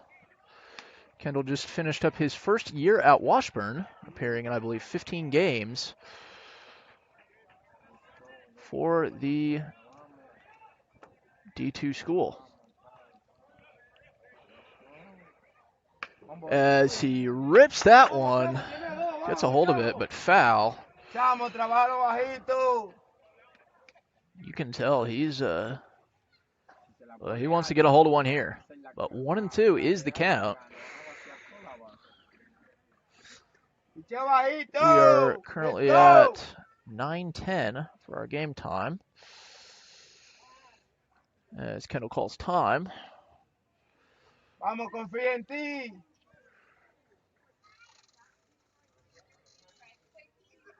Nowhere delivers. In right at Kendall's front side there. And 2-2 is the count.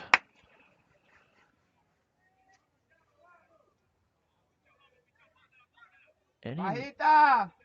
method of 2-2, down low, full count. So any method of Kuiper Kendall reaching first will give the Blues the lead. Or, as Drew Olson has helpfully pointed out, any kind of sac fly or maybe even a fielder's choice. Or I guess that wouldn't be a fielder's choice, but doesn't matter. Ball 4. It's 5-4. So that brings up Harrison Jewell. 0 for 1 so far, but that was just his first at bat and first plate appearance. Struck out looking in the first one. And then 2 walks, yes. And then 3 straight walks, 2 of them from Moises Noguera and the other one from Christian Velaz. However, all the runners to come across were Velaz's. Velaz threw a very good game. 127 pitches, 2 runs, 8 strikeouts. And that one, two hits in 5 1/3, and that one catches Jewell in the back. Another run scores, so 6-4 is our score now. Teams have scored in multiples of 2 tonight, really. The Farmers have actually, both times they scored, it was on 2-run plays. Blues have just preferred 2 or 4-run innings. 6-4 though right now. Bases loaded for Christian Kotwitz. That one's inside for ball 1. And Noguera very much struggled so far. 2 walks and a hit by pitch. And because these are Velaz's earned runs, Noguera not doing his teammate any favors. But the next, I think.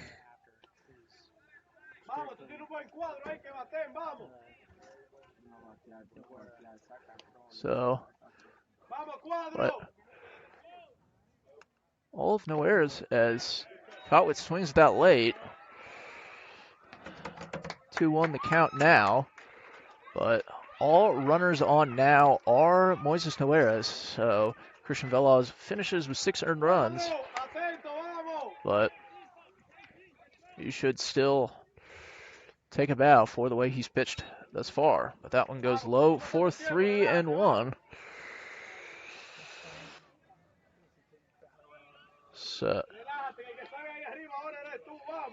and this is Vincent Esposito. Vincent Esposito is on deck as that one goes 4. So Karib is pass ball. It was ball 4 as well. But 7-4, the Farmers have another one in the bullpen right now. That is 20.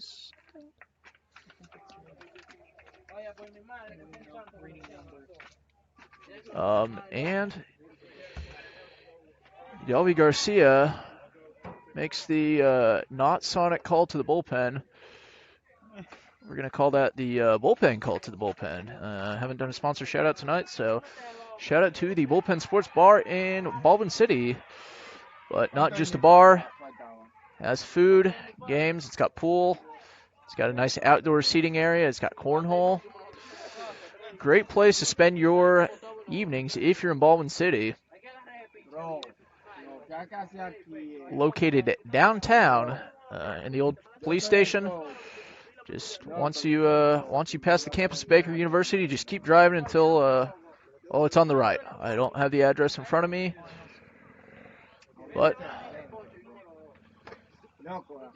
Velaz will finish his mound visit, and Esposito, who started this inning actually with his strikeouts, so it's been So that was 8 straight batters without an out. Esposito takes his second crack of the inning. We're still in the top of the 6th here. It's 7-4 Blues. And Esposito swings at that, but it's going to be out of play. See, Venezolano, no picheo alto, bajito. not a whole lot of contact thus far for Noera. I think that was the second one. Bajito, vamos. As that one is outside for ball 1. So 1-1-1 is the count.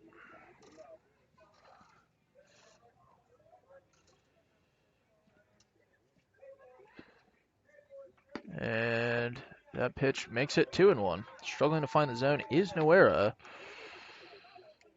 Thus far, 3 walks. Of his pitches, 16 of them have been balls.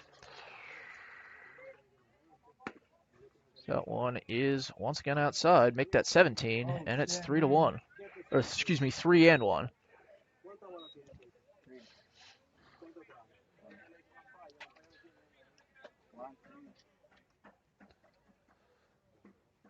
He delivers. That one's in there for a strike. Called strike 2, and we have a full count. So, Noera's going to look to get his first out.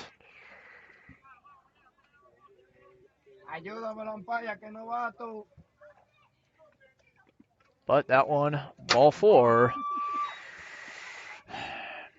We had an inning. It would really appear, as that makes it 8-4, that we've just kind of had an inning like this in every Blues game except for St. Joe. We pretty much walked around. So Austin Rocha was the first run scored, and yes, in this inning it was strikeout, hit by pitch, walk.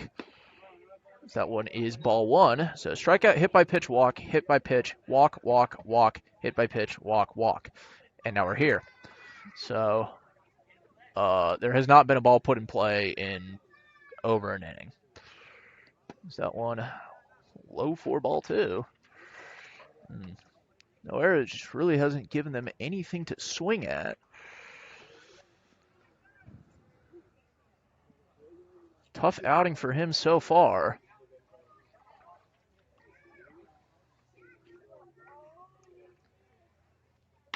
As Arocha rips that one to left center field. Jewell scores. Kotwitz scores. And Esposito scores. And 3-run double for Austin Arocha is going to make this one 11-4. Oh, llévatelo, coño, mano. So, just as I said, there wasn't a ball put in play. We finally got one. And it was a bases clearing double for Austin Arocha. So, that's going to bring up Brandon Clark. And potentially around this time, now that the score is 11-4, you might start looking for those patented Tanner Kilmer 7th inning subs.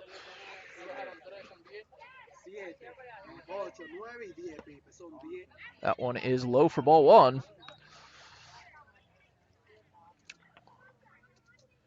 So a lot of runs, a lot of at bats without an out, but 7 runs in this inning. 11. So it was.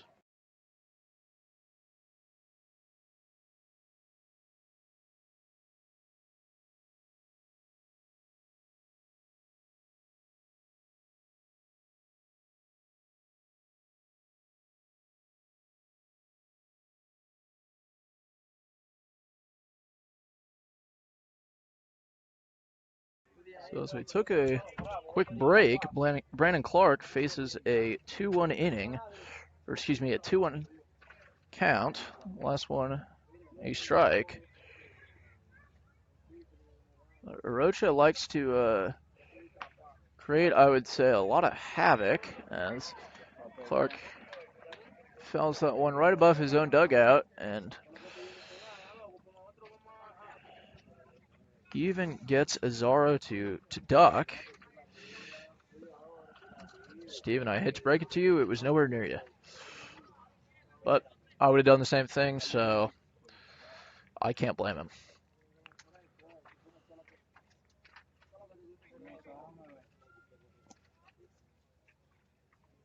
Roach a considerable lead, and that one's just gonna plunk.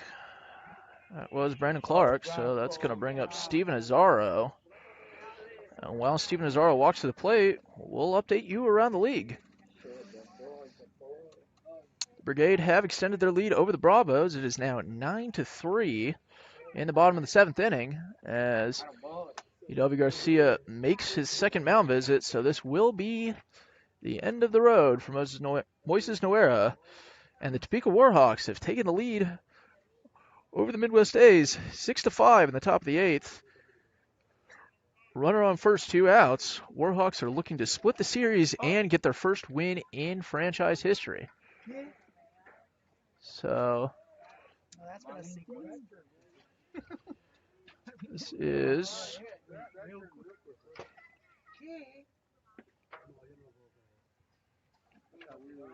I ran out of room. Literally gone through and like, oh, I gotta go to the 7th.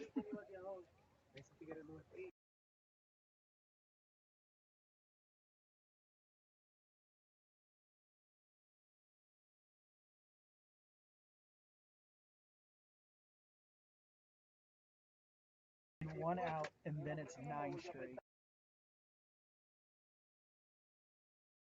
so in to pitch the unnamed number 5. We were not able to get a name on him last night, but he did come in to throw the final couple innings. He was on no roster we have been given so far, but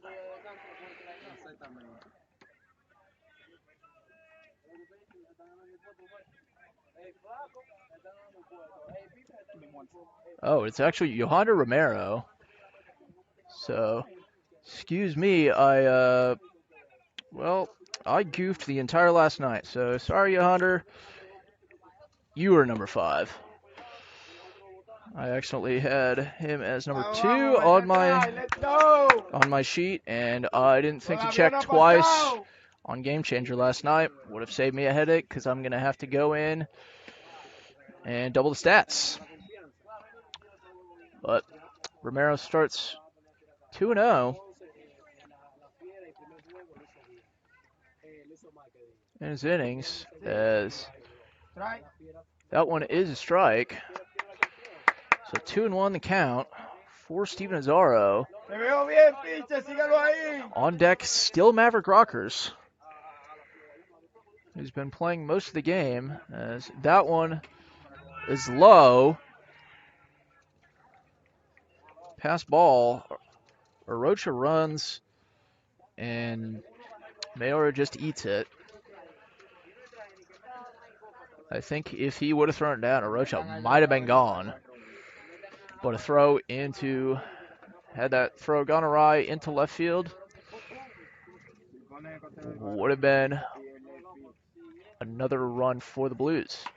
As Azaro swings at that one, he's going to be out.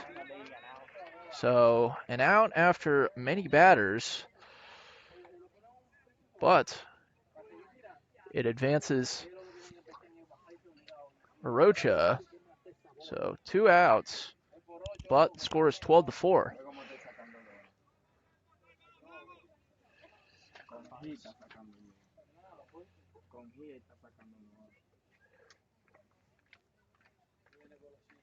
So Mero goes outside on that one.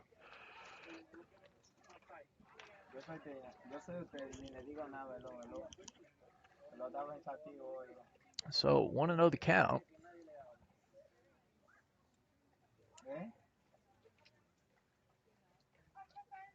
And Romero throws that.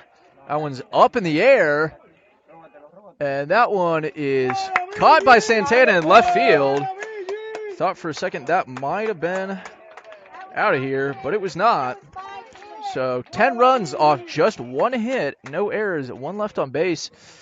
The Blues currently lead 12-4 going into the bottom of the sixth, but quite a monster inning there. And that was a lot of talking from me, so we're going to take a break.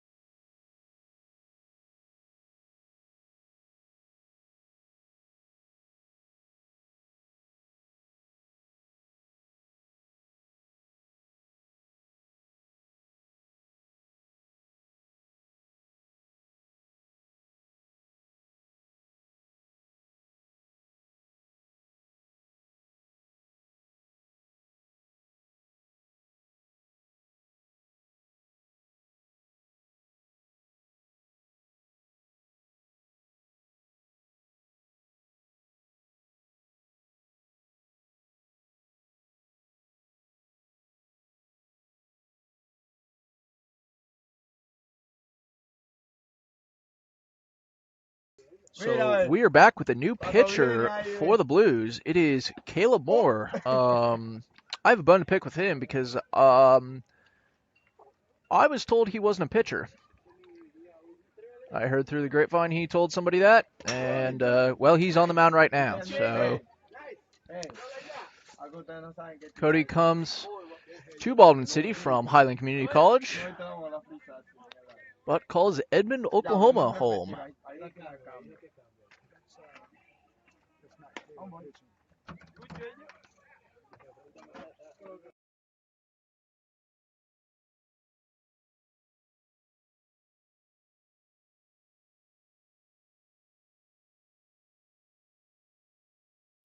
Cody, we don't have beef. I have beef with myself. That's Danwer Muskerkin. Both have very long hair, so, well, needless to say, it confused me. But where Muskerkin makes his second appearance of the season, as I look for him in Game Changer. Pitched the second inning in St. Joe, allowed just one run, but then struck the side out.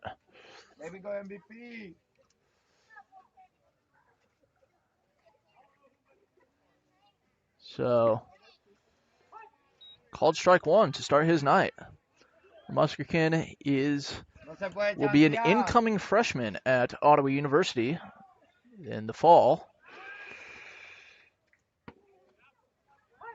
But he comes to, as that's called strike two, he comes to Baldwin City from, Baldwin City, graduate of Baldwin High School.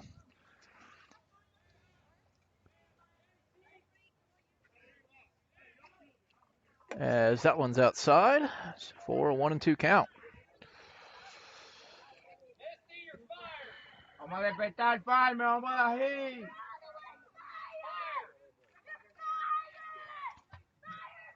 As that one once again outside, 2-2 the count. So we've been playing for about 2.5 hours now. Into the sixth inning.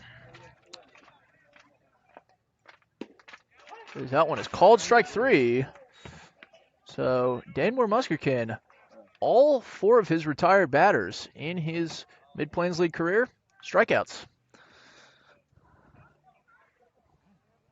It's pretty good as all the fields around us have turned their lights off, but it means the most important ones, swing and a miss for Rodriguez.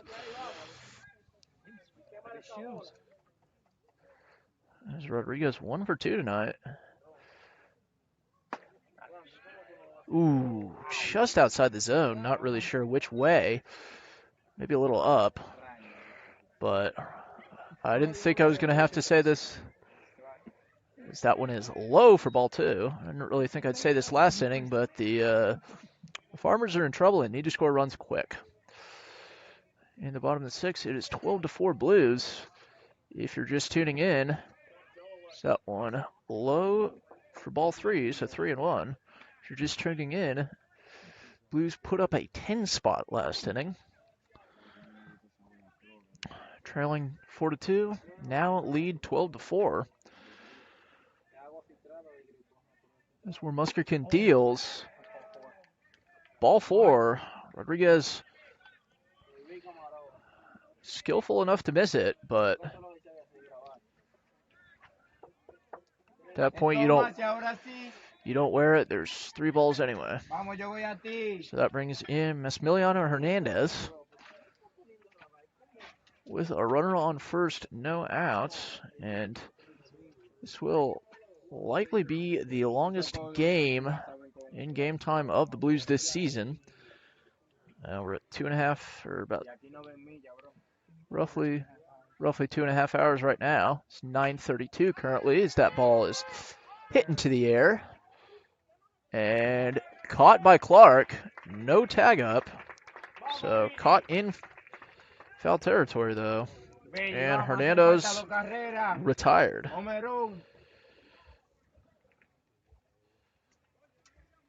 So that brings up Santana, and where Muskerkin has finally retired a batter without the method of a K.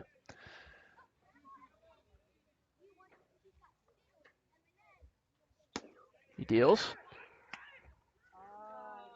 Ball. Grebe threw back to first, but nothing doing. So 1-0 with 2 outs.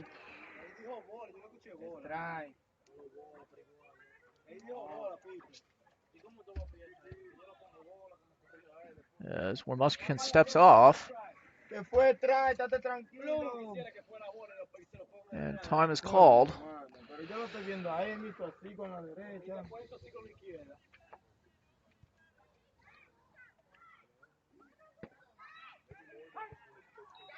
Strike 2. A little low. Or count should be, thought it was 1-1. I believe it is.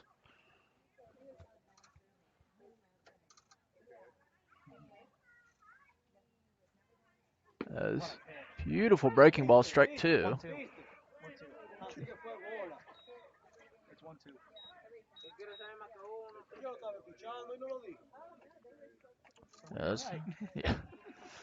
As the count is 1-2 for Muskerkin. And a little inside, low for ball 2. So just as well, 2 outs.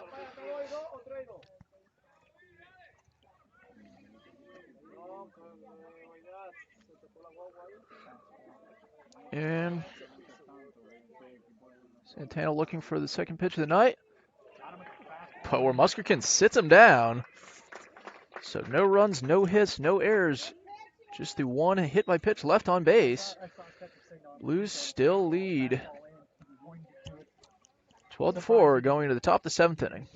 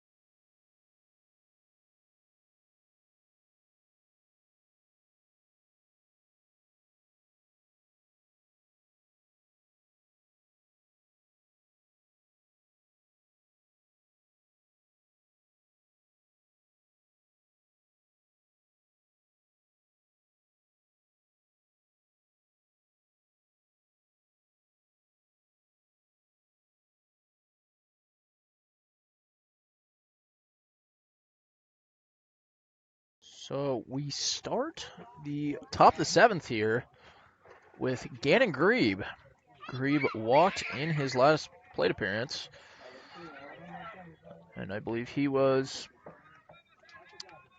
maybe the tying RBI there. But Yohander Romero out for another inning.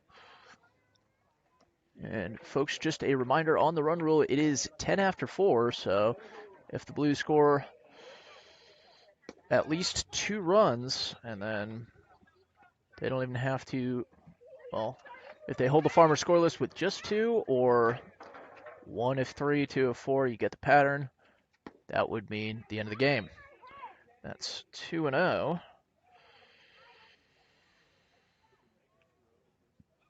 And 9-4 currently the score of Junction City Brigade and the Bravos, as that one's high for ball 3. Top of the 8th, 2 outs, nobody on for the Bravos.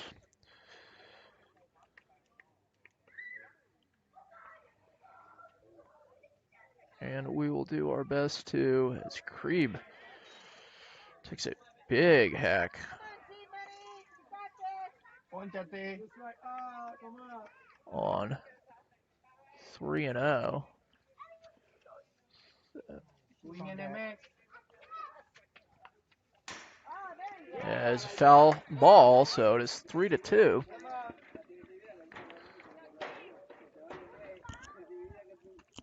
No outs, but Let's go, swing and a miss. so that started at 3-0, now 3-2. And another foul ball for Grebe. Ya estuvo, fue. Llévatelo, doctor Nariz. Let's go.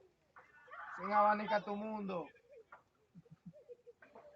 Y conéctate con la tierra. So Grebe's going to pop that one up. Another foul ball. So that is 3 fouls in a row. Dame uno y te lo lleva. 2 more, and you're at least fouled out in college. 4 more, the NBA. But that one's just going to hit him. And he reaches base the hard way.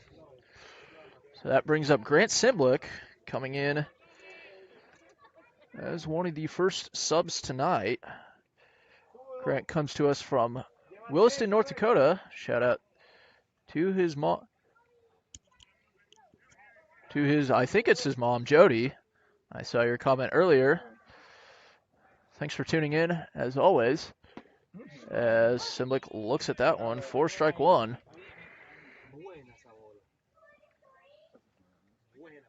And coming in after for Harrison Jewell will be, as Simblick swings and misses for strike 2,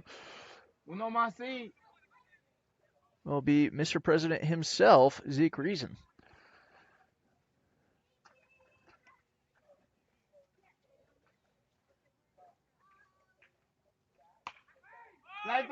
Simblick puts that one in play. Easily corralled by Montero at first.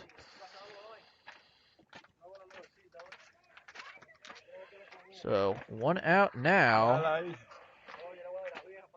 Brings up Reason.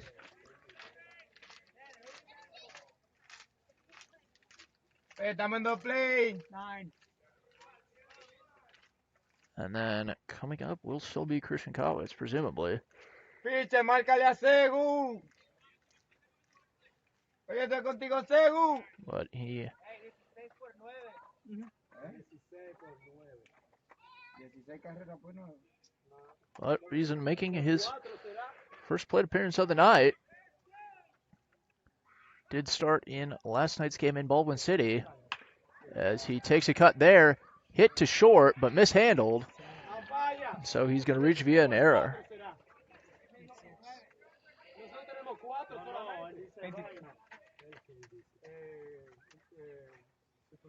So coming up is Christian Kotwitz. And with the run rule, a home run would all but end it. Provided He can't get out of it. And that might be it. Kotwitz off the left field fence, scoring one, but Reason will be held up. So a one-run double for Christian Kotwitz.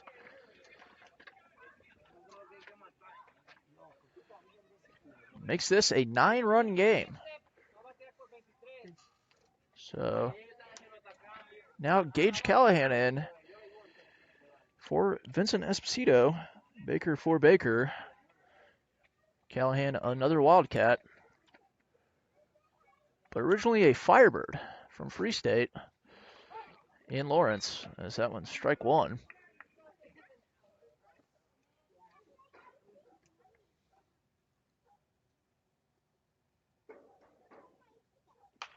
As Callahan kind of chases that one, and it's going to go foul into the Blues bullpen. So 0-2 with one out.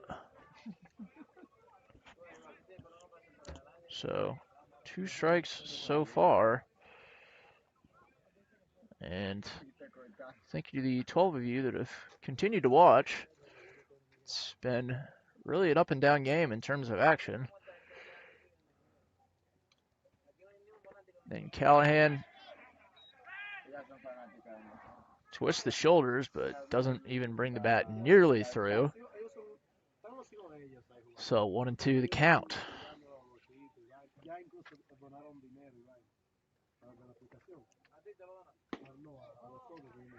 Another ball.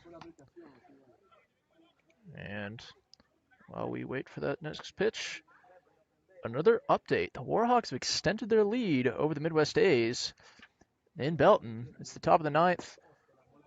Low for ball 3, so we have a full count. Top of the 9th, 2 outs. Runner on second for the Warhawks to try to extend their lead and get their first win. Should they win, they'll split the series, and both them and the A's. That's the strike pit. That's the strike. Looked at a couple, and it brings up Austin Arocha. If Arocha can bring a man home,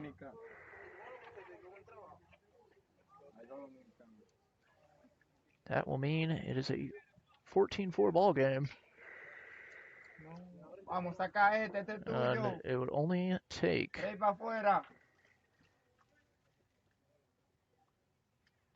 scoreless inning as Arocha looks at that one, and that is ball 1.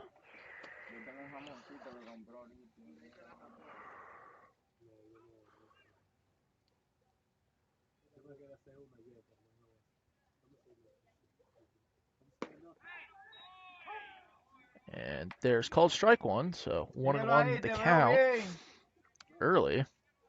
Let's go. Vamos, voy a ti. Homeboy. Inside, ball 2. Arocha 1 for 1 on the night. Walk, hit by pitch, and then that 3-run double that broke the game even more open than it already was. As Arocha swings on that, fouls it, 2-2. With 2 outs, just one strike from Romero gets him out of it. And we would then go to, well, what's after the top of the 7th? I think it's the bottom.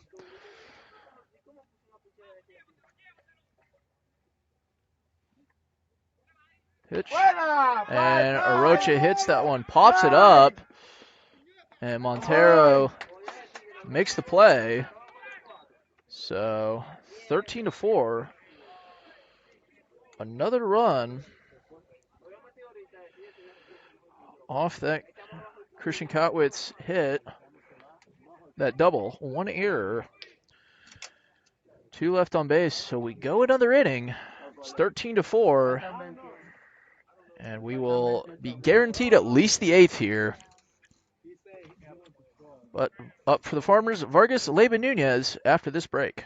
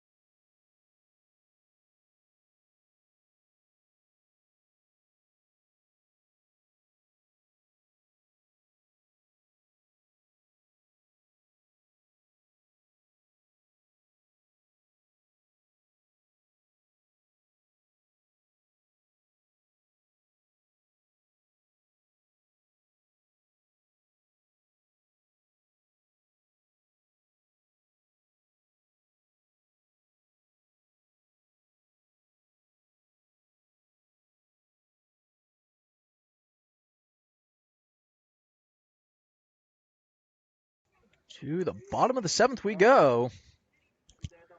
Score is 13-4 in favor of Baldwin City. They plated another one on an extra base hit by Christian Kotwitz, but left 2 stranded. We're Muskegon out for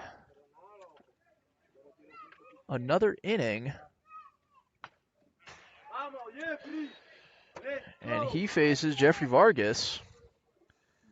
That one is fouled for strike 1. Good hustle from our intern, Brennan Johnson, running out of the dugout and throwing it back into the third base dugout. Another foul ball, 0-2.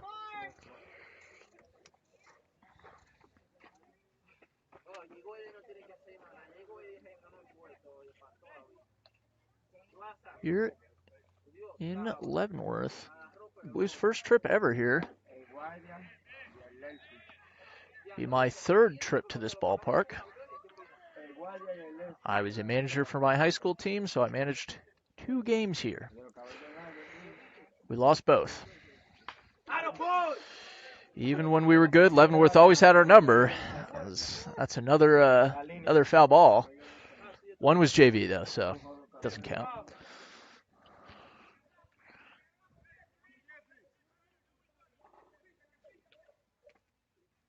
As we're Muskegon outside for 2-2. So we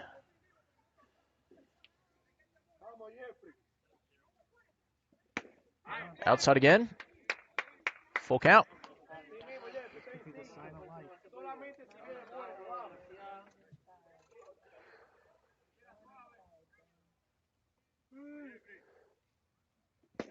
And Vargas swings and misses. Strike 3. K number 2 for Muskegon tonight.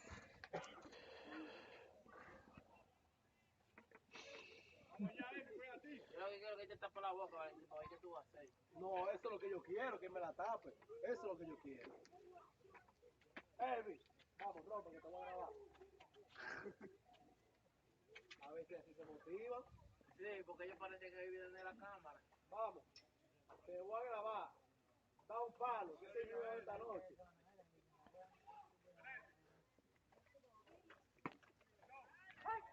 As our new batter, Elvis Leyva, takes first pitch for called strike 1.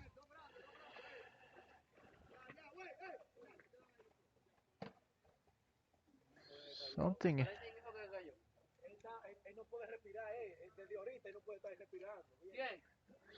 happening. El americano que se cayó ahorita, que no puede respirar bien. ¿Cuál que cayó? El que estaba ahí, ve, ayúdalo, que tú eres grande.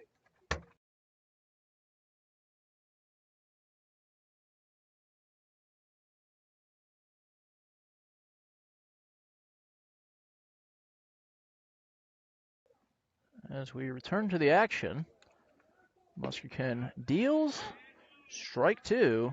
Called strike 2 there.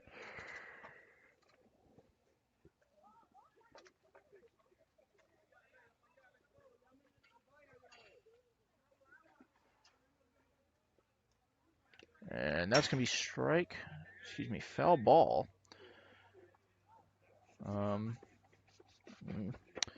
In this lull in the action, as Brennan Johnson wins the race to the foul ball. He can play, he can intern, he can run.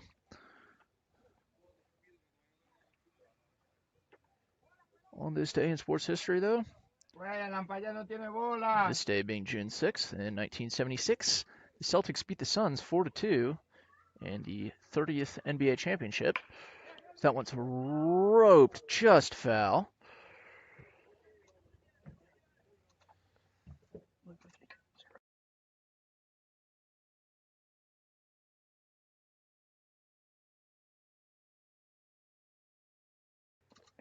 In 1987, the Yankees played their 13,000th game.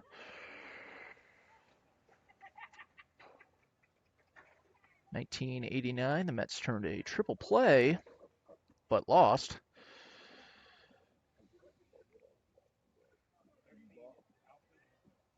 In 1994, this record might only be important to me. Brian Lara's 501 not out in cricket, still a record unlikely to be broken.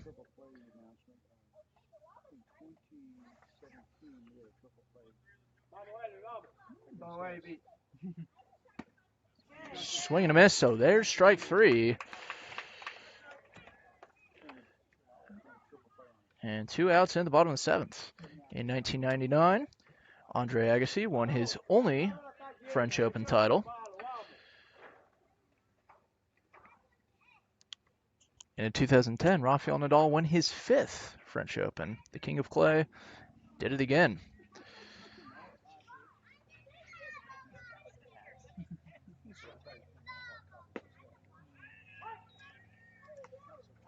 Called strike 1 there. And I'm determined to finish my On This Day in Sports. In 2015, American Pharaoh won the Belmont, winning the first Triple Crown in 37 years at that time.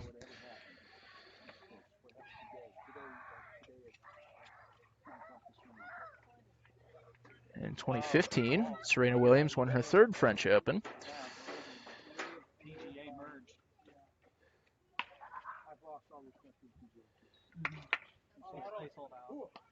Yeah, that one's foul for strike 2. And on this day in 2023, the PGA Tour merges with the LIV Tour.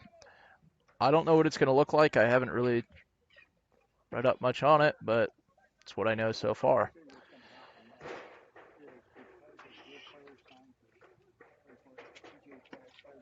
There's that one outside for ball 3.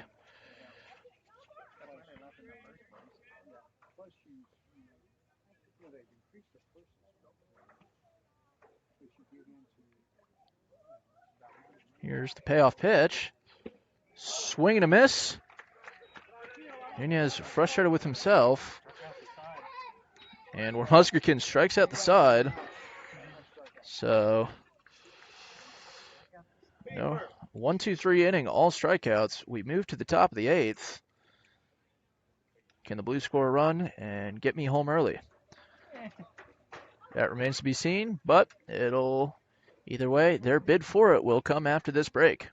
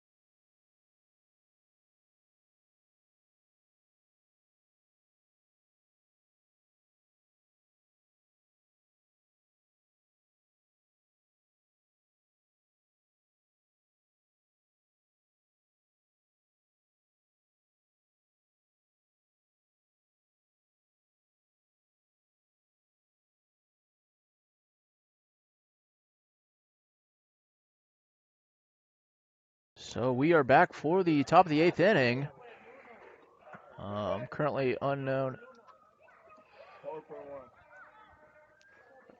Bryce Clark's being subbed out for Solomon Holmes, who played in last night's game.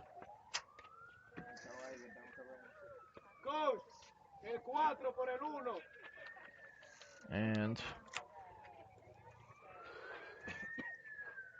as we continue with our theme of June 6th, with not much to talk about, as that one's in there for called strike 1. So we can talk about Solomon Holmes, played last night and reached base via walk and an HBP and had an RBI and a run.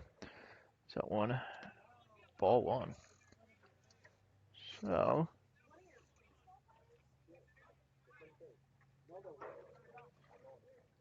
He's down over there. He's down there. as Holmes takes that one outside.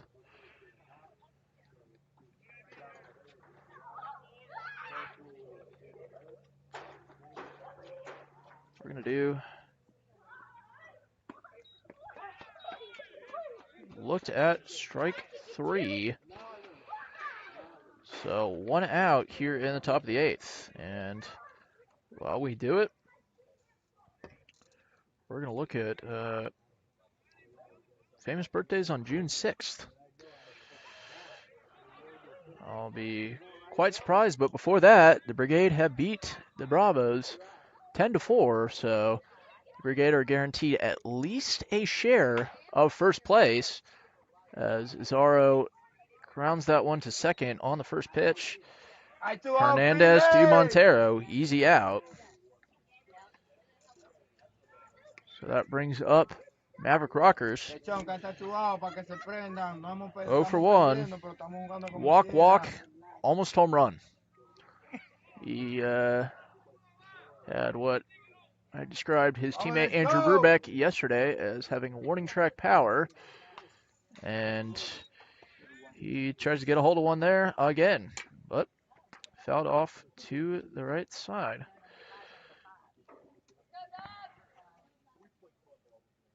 Other famous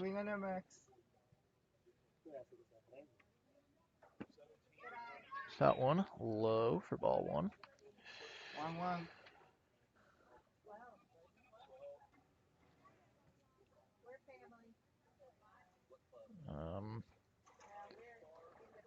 That one is high for ball one. Ball two, excuse me. And I even had two on my thing.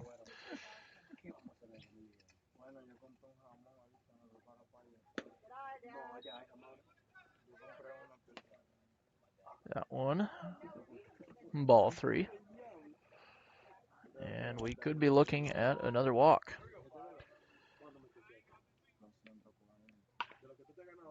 Or Rockers fouls that one down the third base line. We keep going. Famous birthdays on June 6th, coming after this pitch.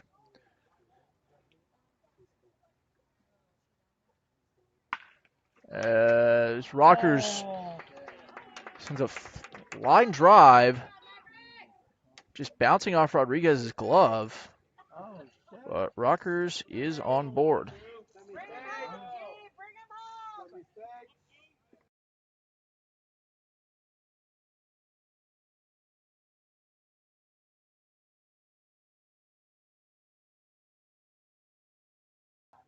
So, I'm going to call that. It's been ruled a hit as Gannon Grube comes up.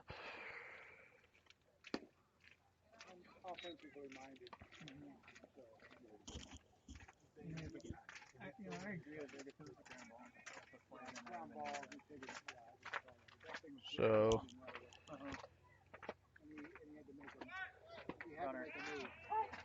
as Rockers throw, called strike one, but Maverick Rockers steals. So,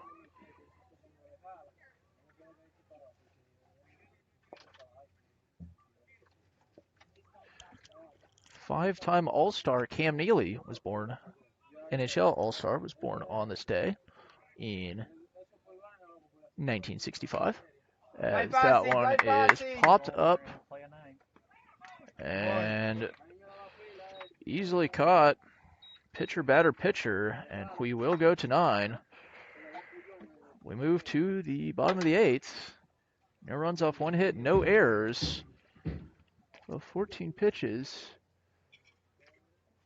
We will be back shortly with the bottom of the 8th. This is Sunflower Sports Network. Don't go anywhere.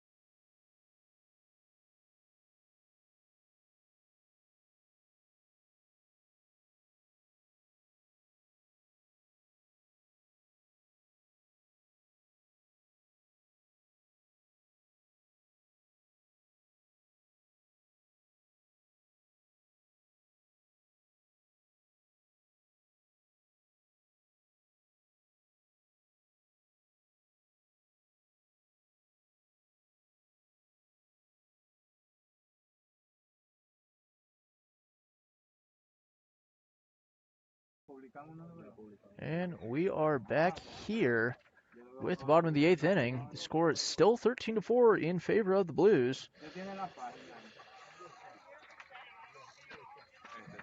We go another one as Sebastian Montero up to bat. 1 for 3 on the day as he swings and misses as that first offering by War Muskerkin.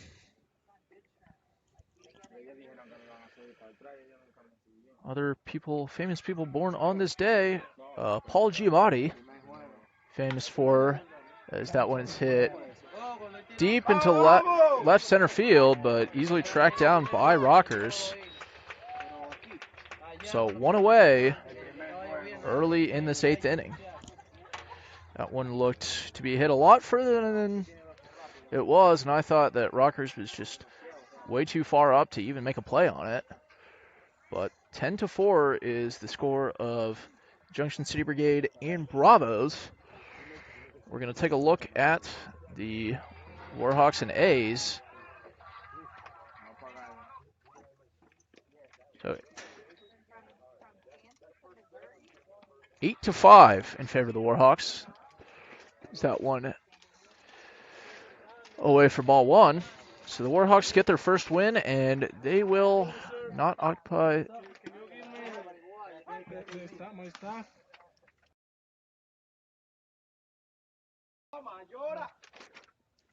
That is called strike 1 for Muskerkin. 5 1/3. High for ball 2. Can you write, please? Yep. Sorry, sir. You're fine. Good, sir. That one, ball 3.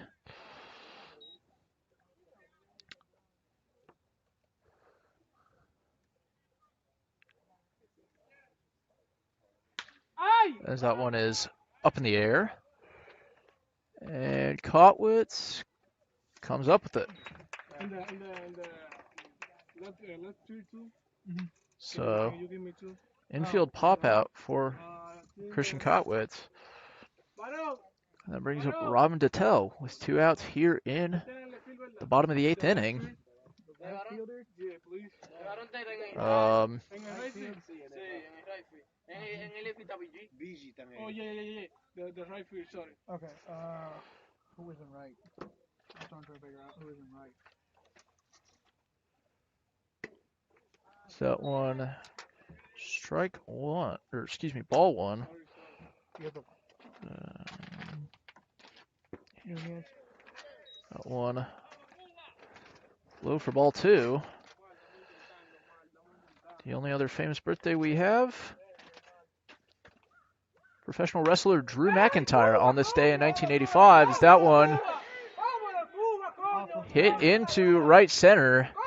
Dotel on his bike. He's going 3. He'd be foolish to go 4, and he's up there.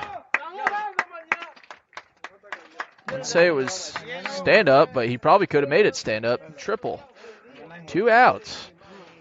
A runner on third, and this might have flipped the inning for the Farmers.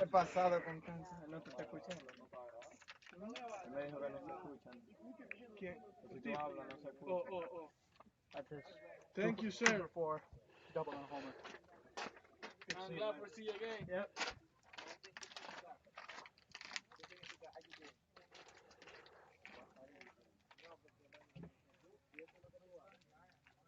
And that one's going to hit Rodriguez, so all of a sudden some life kind of sparked into the Farmers. And some banter. And a fair bit of chirping as well. But they have 2 aboard with 2 outs. And that's 2 base runners in, 2 at bats. And that brings up Massimiliano Hernandez. Still 0 for 3 tonight. However, Totel was 0 for 3 himself before that triple. And that one should be... Oh, and Callahan misplays that. So that could be another run. Another run, and the throw is high. A whole lot going on, and Not an inside the park run. not an inside the park home run, but Hernandez scores. Double and two base error. That's going to be scored as a double. It's now 13-7, but that's going to be counted as a double. And then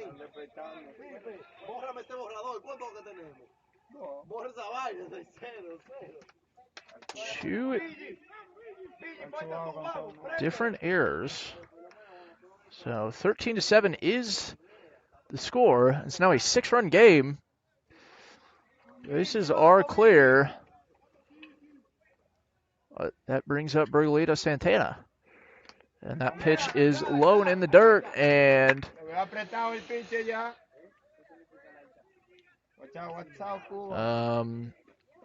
looking in the bullpen, and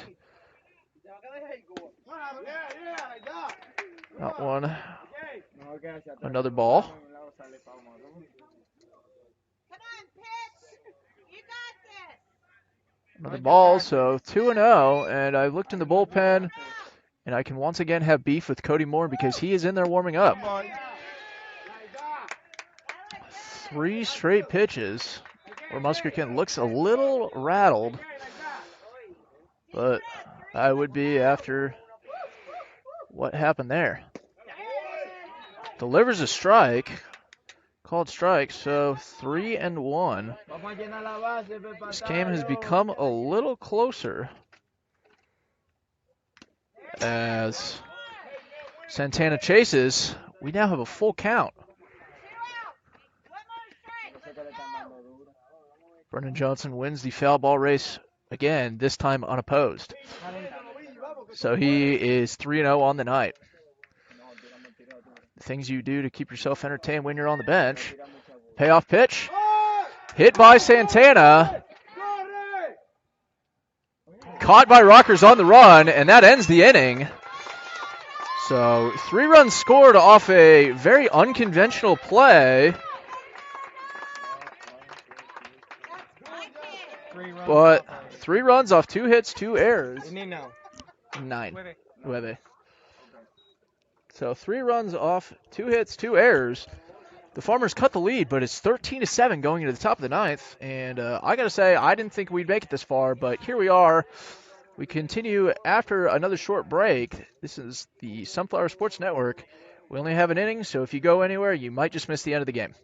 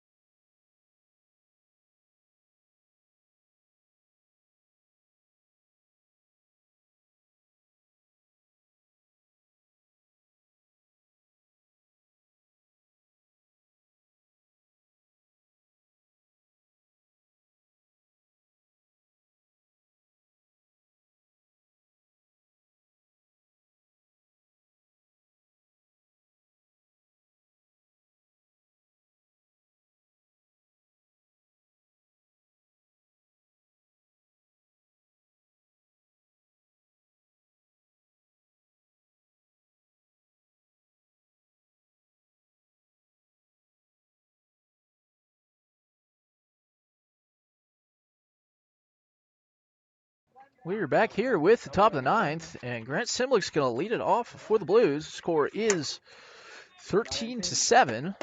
Farmers cutting the lead. It was 13-4 going in to the bottom. As Yohander Romero in for another inning.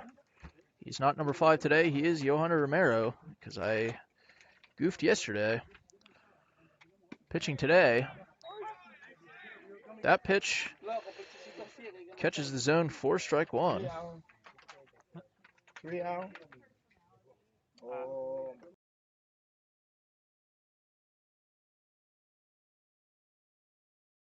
Should go through. Outside for 2-1.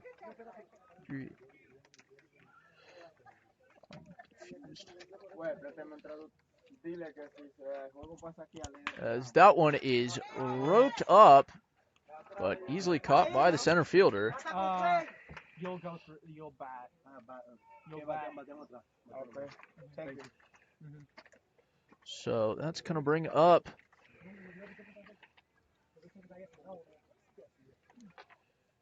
Zane Rezick.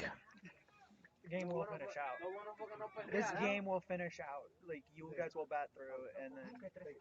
Excuse me, Zane Reason, not Rezick. That one's inside, but called strike one. So high ball one. So 1-1 with one out is the count. Reason reached on error in his last at bat, which makes him 0 for 1 inside, but called strike one, or excuse me, called strike two.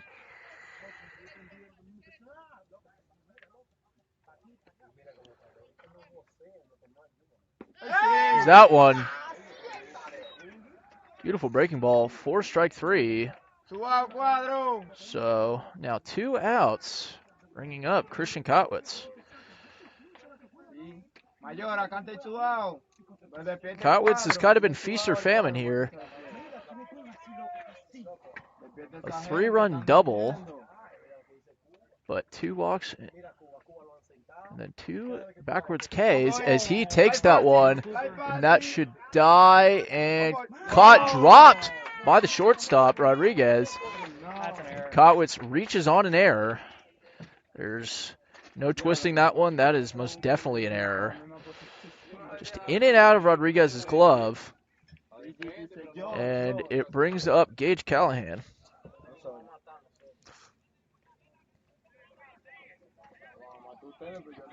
Callahan struck out swinging in his only plate appearance of the night.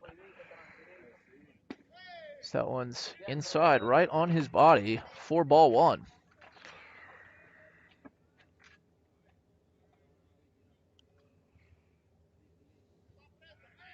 As Romero throws over to Kotwitz. Nothing doing there.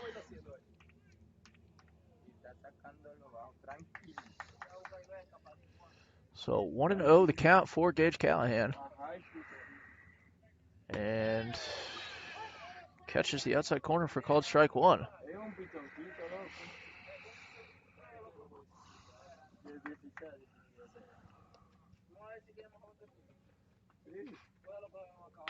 And Callahan skies that one into shallow right field and caught by Nunez. So no runs off no hits, 1 error, 1 left on base. We go to the bottom of the 9th. Farmers need 6 runs to tie it or 7 to win. I've seen weirder things happen though, so nothing's out of the question. We're going to take a quick break and be back in a few.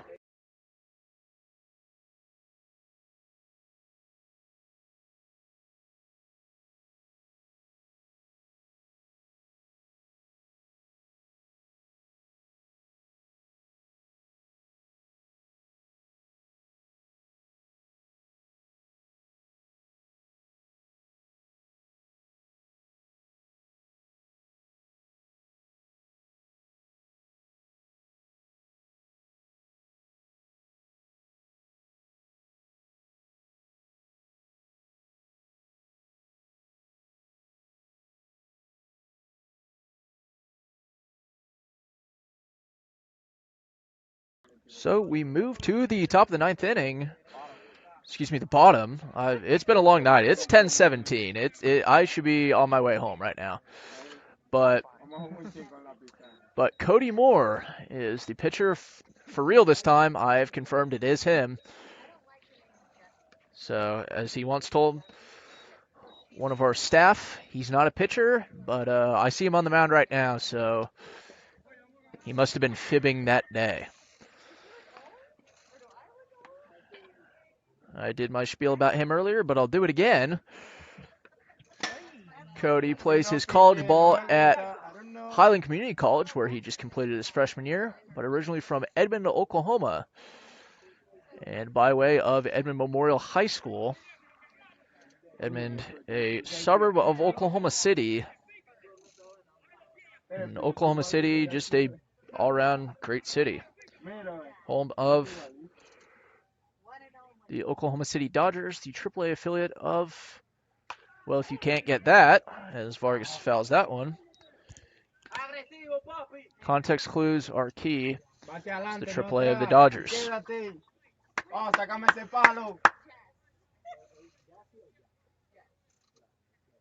And that one, Vargas is going to wear that one. A hit by pitch. He ducked very low, and he still couldn't avoid it. So that brings up Elvis Leyva, 2 for 4.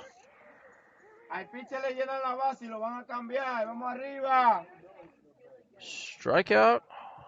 He struck out swinging twice, and a single or a double. One of those strikeouts was his last at bat. 2 for 4 tonight for Elvis Not Presley Leyva. That one low and away for ball 1, and Vargas makes it to second.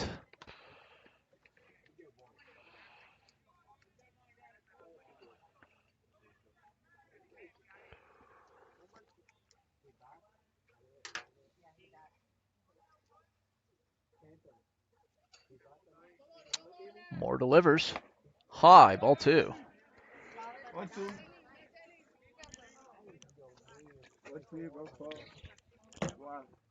Bottom of the 9th. It's a 6-run game still, but as I said before, I've seen weirder things happen.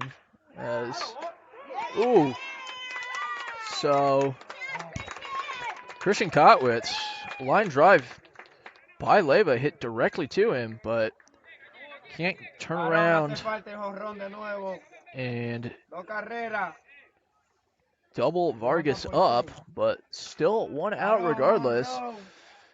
The Blues are 2 outs away from getting their 3rd consecutive win and moving to 3-0 in Mid-Plains League play. Their only loss coming at the hands, as that's called strike 1, of the 3-time defending Mink League champions, St. Joseph Mustangs. That was an 11-4 victory for the Stangs last Wednesday in St. Joe. There's that one outside. 1-1. So 1-1 here. 4 more. There's that one hit up second base and through. Vargas runs home, and no one there to even challenge him, so it's now 13-8. So an RBI single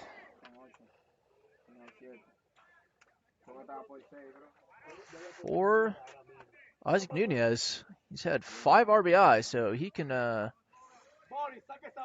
I'd call him the player of the game for the Farmers, win or lose. That brings up Sebastian Montero. Montero takes the first pitch, thrown to second. There, double play. Nope. Not there. And Montero's on his way to second. More throws, and it's above the head of Kotwitz, but to block it is Grant Simblick. So 2 outs, a man on second.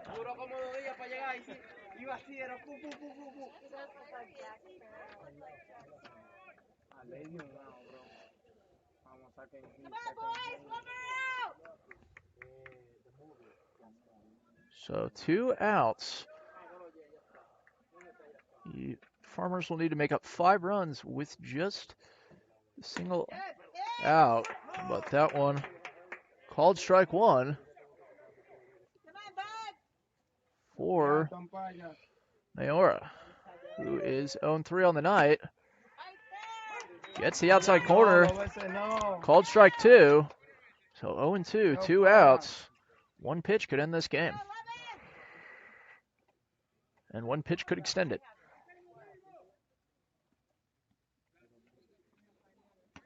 Down low, 4-3, pass ball. So Montero's going to advance on that.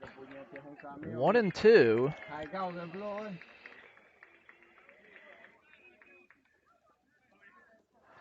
¿Oíste, zurdo? Puñete un cargado de blog, man.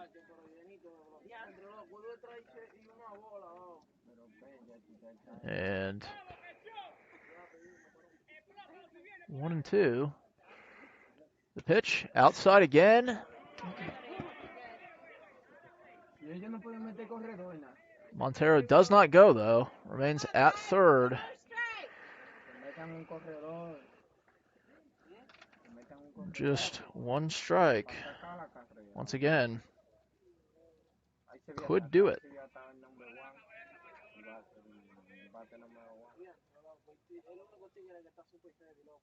Moore delivers. Another outside pitch. So what once started as an 0-2, now 3-2. Looks like Moore's just trying to get Mayor to chase.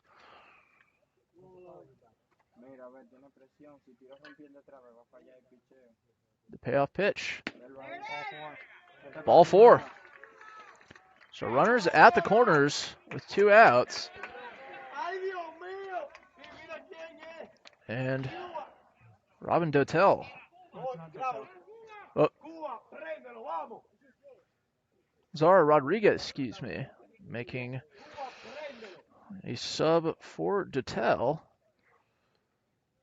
That pitch outside for ball 1. Rodriguez has only played in 1 game thus far. The game in Junction City for the Farmers did not reach base in his only AB. As he takes a big cut there. Swing and a miss, so 1-1. Déjale la cara.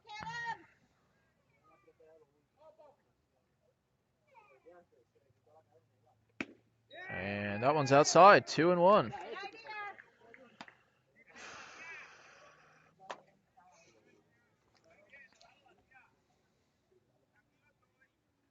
Most of Moore's pitches have come outside, on the outside part of the plate, and there's another one, and another ball, 3-1.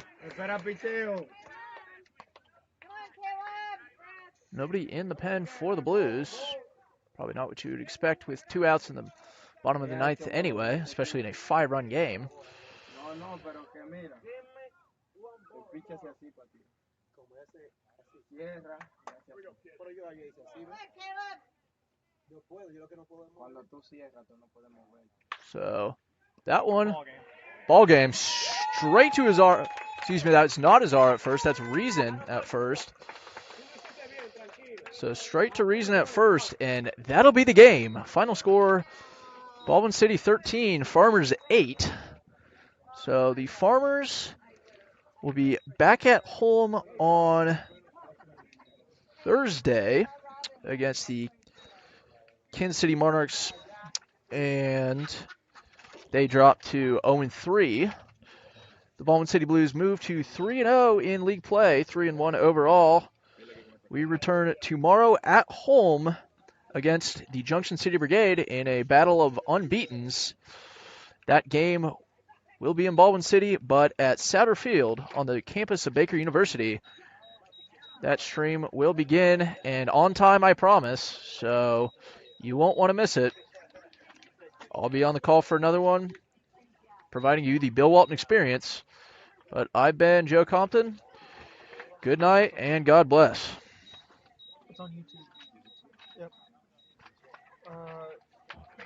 YouTube, right? Yeah. If you, do you have the